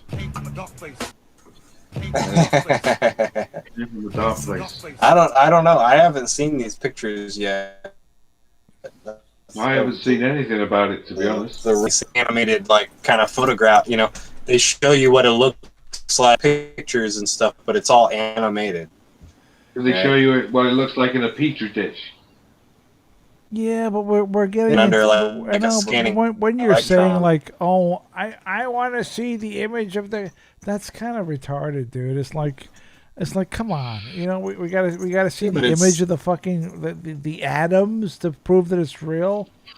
I mean, come on. Well, they know what they knew what the AIDS virus looked like right You've been away. retarded. We haven't fucking seen Right? it. So we We haven't gotta seen see. anything about We gotta it. see really. it. Yeah, we haven't seen it. Wait, so we gotta see it to prove that it's real? Well, It's we a never are going to see photographic. it. You should be It's able to like Matt photograph said. it. All I'm saying is a that minute ago. a photograph. It's Other probably viruses have been photographed. Why can't we see a picture of it? Well, I want to see Probably a picture. another I want to see a motive to picture it. of the virus with his hand around his brother, going like this. Yeah, I mean, come on. And it's like Just cigar sticking out of his mouth. James Duff says. Let's see. Just James an Duff idea. says, "Mindset Central, please ask Matt what he knows about the Pentraeach UFO incident in Wales, which happened in 2014. COVID-19 is not real." There you go. Yeah. I watched a document. I lived very close. I lived very close to Pentraeach, and my uncle used to work in the Royal Mint. And it sounds a bit fanciful. I have heard many people come up with stories like that before. On the surface, it sounds real, but then I've chatted to a few friends, and they're going, "Okay, is it? Isn't it? I don't know. Trees got knocked down, radiation." The Forestry Commission came and took things away, and then they covered it up, and they've planted plants behind there, and military were doing stuff there. They were having operations. They do that. Every night outside my house. It's like I live on the Salisbury Plain, and so many people like misinterpret flares that I see every night going pew, and 20 miles away, people are going, it's aliens, and they're taking footage of it, and Linda Moulton Howe is going, yes, this is real. Linda Moulton Howe, I was talking to her last night. It's misinterpretations, well-meaning, well-intentioned, but misinterpretations. It's not good. It's not good research, and I wonder sometimes whether it's not just not good research. It's giving people what they want to hear because it's fun or it serves a purpose. And if you apply the same stuff in UFO, if UFOs are made up, sexed up to kind of give people what they want to hear, maybe the military do it as well. They go, this is what you want to hear. It works. It's good for business. We know maybe they don't even have to make a virus. They have to just imply a virus and everyone else will make the rest up, for themselves. But I know that sounds simplistic, but it's like you don't have to do the work. You just have to imply the work, and then it becomes a self-fulfilling prophecy. I just want to know why places like I want to do a thing on Porton Down, because CDC in Porton Down and places in China and South Africa was trying to openly develop viruses that would kill certain races, like black people. So they could just sneak them out there, and they could just kill black people, and white people would be left. And be like, they wouldn't do that. Let me throw this out. Okay, there, rewind. Yeah. Zip. Yes. And you do a tenet. Do a tenet. So the gun. So what we're being taught, what we're being taught worldwide is that there is only one race, and that's the human race. And the differences between races are cultural, not biological. But what you're implying, Matt, is that is not the case. Could you elaborate on that? Well, we are all different. We're all different. Different races around the planet. You can kind of break them up into categories and places, and we all have different genetics and. Do we? We all have different special. Yes, we do. Isn't it cultural differences as opposed to biological differences? Both. But maybe your cultural differences are also accentuated by your genetic differences. But it's considered racist these days to suggest it. We look different, but we're not genetically different. we look different, but we're all exactly the same, and we all have exactly the same potentials for maths, English, but we don't. And I mean, that's not racist. So that is not racist. wait, let me throw this out there. Are you implying celebrate our differences because we have differences? Right, but are you implying that there is a difference between IQ and race? I didn't say that. The American government did when they invented the IQ scales and said certain things which would, if you take them by face value, would be incredibly racist. But, you know, if you look in the books, they said, like, this culture has this type of IQ, this culture has this type of IQ. No, we're not talking culture. We're talking biology. Yes, the biology is part of what gives you your IQ. It doesn't mean that your IQ is the whole picture. That's the thing I think we should embrace, because, say, for instance, a chimpanzee, okay, has the ability to look at a picture and immediately memorize it and can go very quickly around it and work out mathematical formulas 10 times faster than we can. We're like, whoa. Dolphins have abilities to go and do things, sonar. Bats can see, you know, all species have different functions and specialities. Right. But when it comes to humans, because of this kind of like communist, we're all the same, we're all, you know, this kind of, it's clouded people's understanding of the fact that we're all slightly different. And that might mean that some cultures have certain things and some cultures have certain things. But you can't say cultural, because if it's cultural, then cultural races, cultural is anyone can be part of that culture. If it's biological, then you can only be a part of it if your biology matches. Right. Yeah. I'm interested in the deep genetics and what we have to offer. Some races are better at certain types of mechanics, mathematics, and functional operational areas. And we don't like to kind of admit this because there's a cultural belief that we're all the same and we're all like on level playing fields. Well, it's nice to believe that there's one human race and we're all the same and our differences are cultural, right? If you follow that path, it's comfortable. It's a comfy, warm blanket, right? It feels good. Yeah. Feels good, right? Yeah. It's like there's only one race. It's the human race, and the differences between us are purely cultural. Now, if you go down that path, it's like, oh, okay, cool, all right, I get it, everything's great. Then whether you're black, white, Asian, whatever the fuck, we're all the same. And if you are different from me, it's because you were born in a certain part of the world where you have some wacky culture and that's your belief system and it's fucking mental, but biologically we're the same.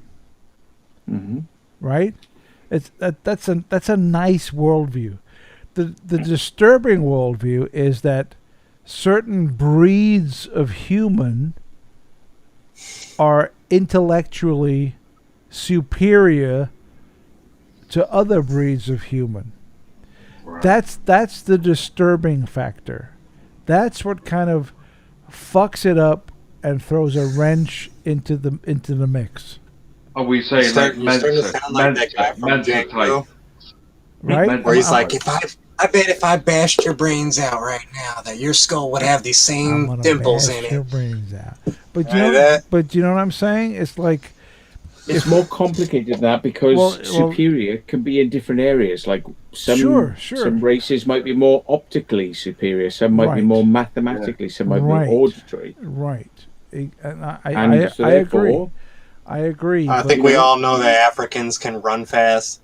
Yeah. And I think we all know why. Because they had to run from lions and apparently, shit. According to porno movies, have bigger dicks, but scientifically, right?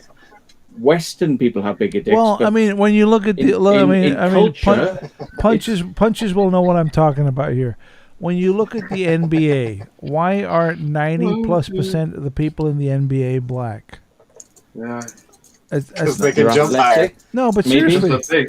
No, but if we're going to invest heavily in diversity in the workplace, is it cultural? Something should be done about the NBA, right? If we're going to invest in diversity, then, dude, the NBA's got to fucking go. This bullshit about 90% of them being black, that's got to be out the fucking window. If we're going to invest in diversity, this is bullshit. We need whites and Asians and fucking whatever the fuck's mixed in there. They can't be all black anymore. We can't have it. No. But is that happening? I think sports should be the way they are. It's not happening. People should be there. So it's not happening. Right? No. Well, it's not happening in the professional. It's happening in the amateurs and the Olympics, but it ain't happening in professional NBA. You know what I mean? It's like, dude, you want diversity? All right, let's fucking do it. You want diversity? Let's fucking work it out. Yeah. You hear China? They're like, "Fuck off with that BLM shit in our fucking Olympics." Exactly. And you know what? Even think about this. Even in entertainment, we got the Marvel Cinematic Universe, right? You got the Hulk and Spider-Man and all, and they are being woke as fuck and getting all diverse and everything. We gotta have the this and that. You go to Wakanda with the fucking Black Panther. Everyone is black. Every motherfucker is black over there. Where's the fucking diversity in Wakanda? Yeah. Why aren't there whites and Asians and this and that and whatever the fuck? Why are they all black in Wakanda? I mean, serious. Think about that. Mm-hmm. You know, it's a bit. Oh no, but I mean, without being racist, it's a bit of an oversimplification to kind of give back black people in culture what we've been you know, it's kind of saying they're better than us because we've been depriving them of something, so they know they're better than us. Well, there's two ways to look at this, right? When you look at like the whole woke agenda and the fucking diversity and the tolerance and the acceptance and all this stuff, what does that mean? It means that if your race is not indigenous to the West, but you live in the West, then the indigenous race of the West is allowing you to succeed. Mm. Yeah. Right? Or promoting you. They're allowing you. So if you're black and you live in Western Europe and you're succeeding because the indigenous race to the Western Europe, which is the whites, are giving you permission to succeed. Giving you permission, yeah. Did you see the point I'm making?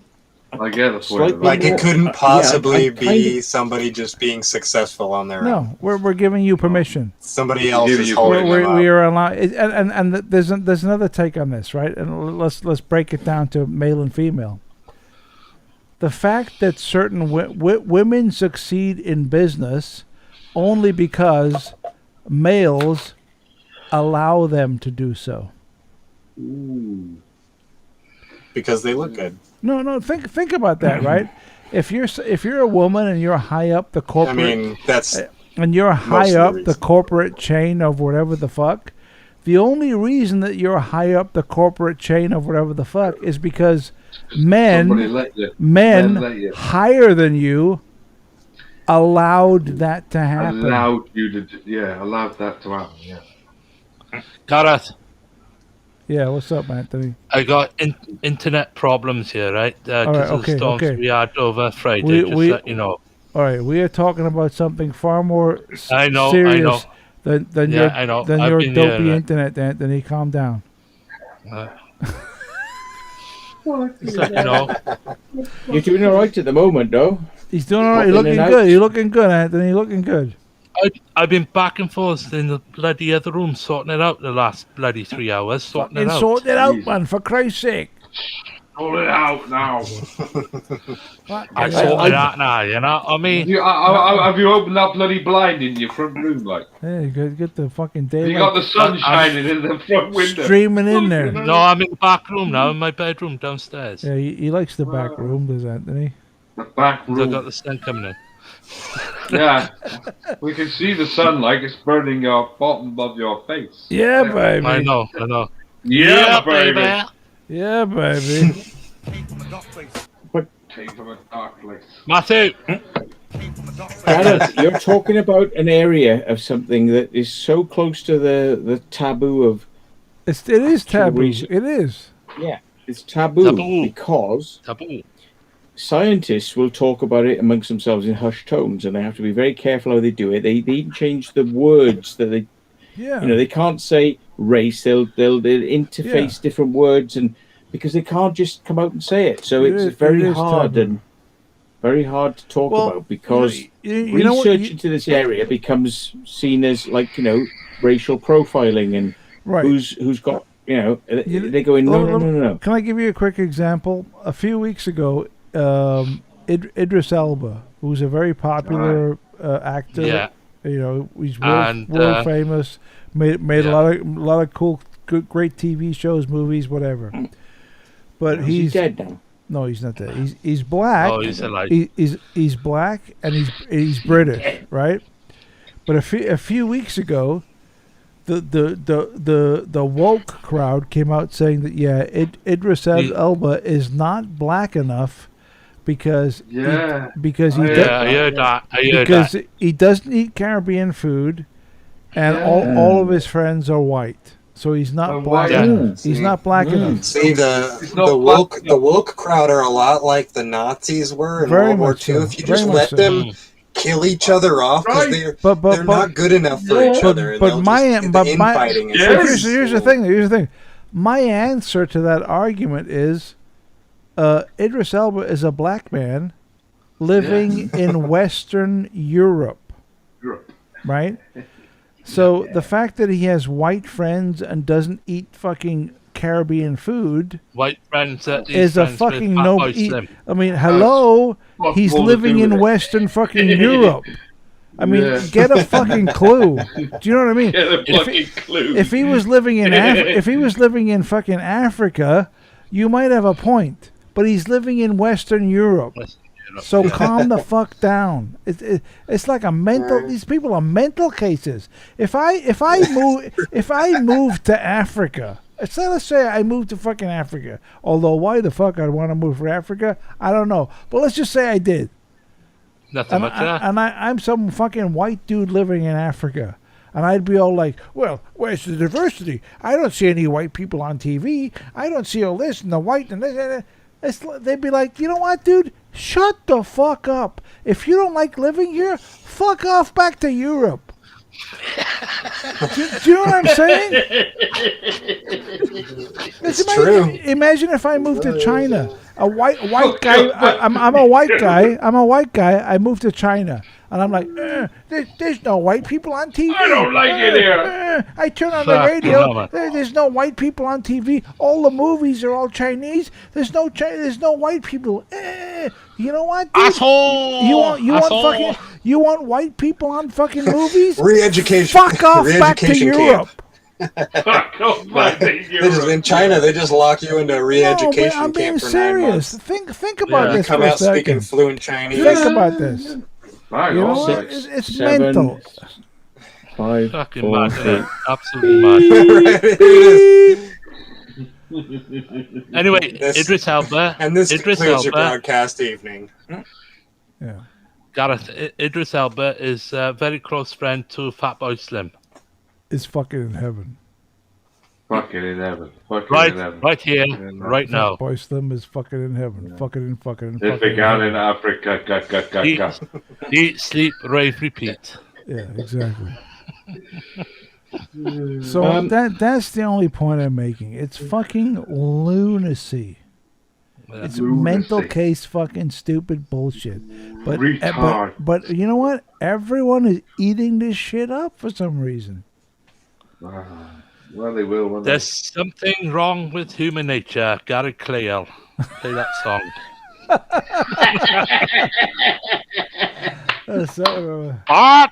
Bart! It was acceptable in the 80s, Anthony. It was acceptable in the 80s. 90s. The 90s. 1991. 1991. There we go. Yeah. Lovely. Fantastic.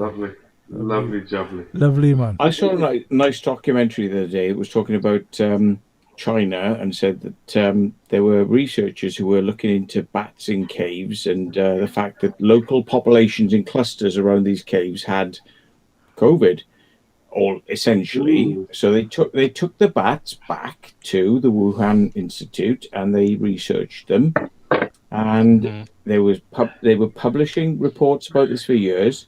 And then the Chinese went, do you know what? We could actually weaponize this. There was a report and they said, we can weaponize this. We can weaponize this. And suddenly then it was weaponized, but it was accidental. Yeah.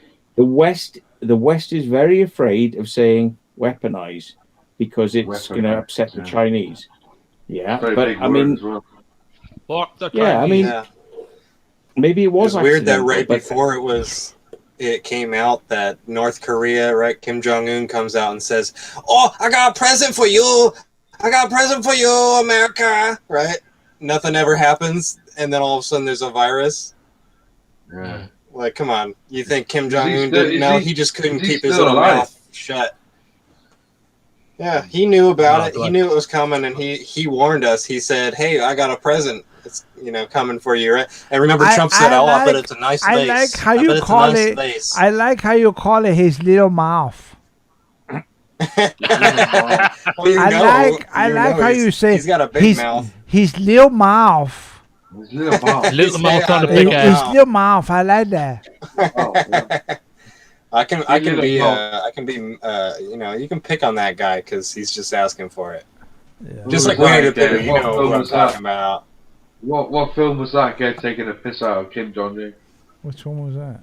The film. Team America. Team America. Yeah, Team America. That was great. Team World Police. That was awesome. Yeah. That was Kim Jong. That was Kim Jong Il. Yeah, same shit. Yeah, same dude, different generation, basically. Same shit. Yeah. Hey guys, we got to start wrapping this up. It's 11:15 over here, man. What time is it? It's early. What time is it in Texas? We're only even starting like 1:16. All right. Okay. 1:16 in the morning. Let me New get York. In the morning. Let me get the. Oh my God! I gotta stop wearing it. Let me give it this to you. So it's what time is it? It's 11:17 p.m. here in Southern California. So it's time to wrap up the Friday Night Howl. I want to thank everyone who has viewed or has watched the channel. Deep discussion. Let me go through and thank everyone who's here. First off, John, John, known as Crazy John. John is a regular on the channel. And I want to thank Crazy John for coming by. Thank you, John. Always a pleasure. We'll talk to you again next week, no doubt. Get some more fucking DVDs, dude. We'll talk about it next week. Have a great weekend, John. We'll talk to you soon. Next up, Crazy John. Next up, we got, of course, Mr. Punch's Couches. Always a pleasure. My Crazy John impersonation. Crazy John impersonation. Dude, I don't know what it is, dude. People were calling you Dan. And I'm like, his name is not Dan. His name is Punch's Couches. Just look at his driver's license. It says Punch's Couches. Fuck this fucking this crazy Dan bullshit. Is Punch's Couches. Punches, always a pleasure. We'll talk to you again next week. Oh, have a great week, man. Oh. All right, man. Later, dude. Next up, of course, we have the one, the only, the man, the myth, the legend, the ultimate, Mr. Secret Vault, Mr. Matthew Williams. Matt. Cheers. Matt, always a... Matthew, what have you done? What have you done? What have you done, Matthew? No, Matt. Seriously, always always a pleasure to talk to you, dude. Never liked it. Never liked this fucking t-shirt. Anyway, fuck you all. Never fucking liked it. And I will talk to you very soon, my friend. Thank you so much for coming on. God. I really, really appreciate it. We'll touch base again very soon. Thank you, Matt. Later, dude. Take care, Matthew. Last but not least, of course, we have the one, the only, Mr. Tony L., Mr. Tony Legend from Port Talbot in South Wales. He is a regular on the Mindset Howl. Always great to talk to Tony. Great for coming by. Sorry about the problems there. Not a problem, dude. We'll talk to you again next week. Have a great week. We'll see you all very soon. Later, man. And here we are. Myself talking to you. I want to thank you all for coming on today for the Mindset Friday Night Howl. If you're not subscribed, do yourself a favor. Hit that button. You will not regret it. This is the greatest channel on YouTube. You might not realize this. You might not know. But Mindset Central is the greatest YouTube channel ever. And the more you subscribe, the more you watch, the more you listen, the more you will come to realization that this is the ultimate channel on YouTube. So hit that button. Don't be a little bitch. Hit the button. If you don't want to hit the button, head on over to mindsetcentral.com where you can get the audio podcasts, which are off the charts, hundreds of them. Every Sunday we get a mindset podcast every week. The Mindset Podcast with Ben Emlyn Jones and myself. And I should tell you guys. This Sunday we have Thomas Sheridan on the Mindset Podcast. So hook that shit up. Subscribe to the channel. Do what you got to do. We'll be back next week, 8 p.m. Pacific Standard Time, Friday. See you next week. Thank you so much, guys. Really appreciate you guys coming by. Hope you've enjoyed the stream. It's been a blast. Great pleasure talking to everyone. We'll see you next Friday. Or we'll see you on Sunday if you're into the audio podcast at mindsetcentral.com. If not, subscribe to the channel. We'll talk to you soon. Have a great week. Be cool. Don't be a fool. We'll see you soon. Later, guys. Thank you so much. Bye.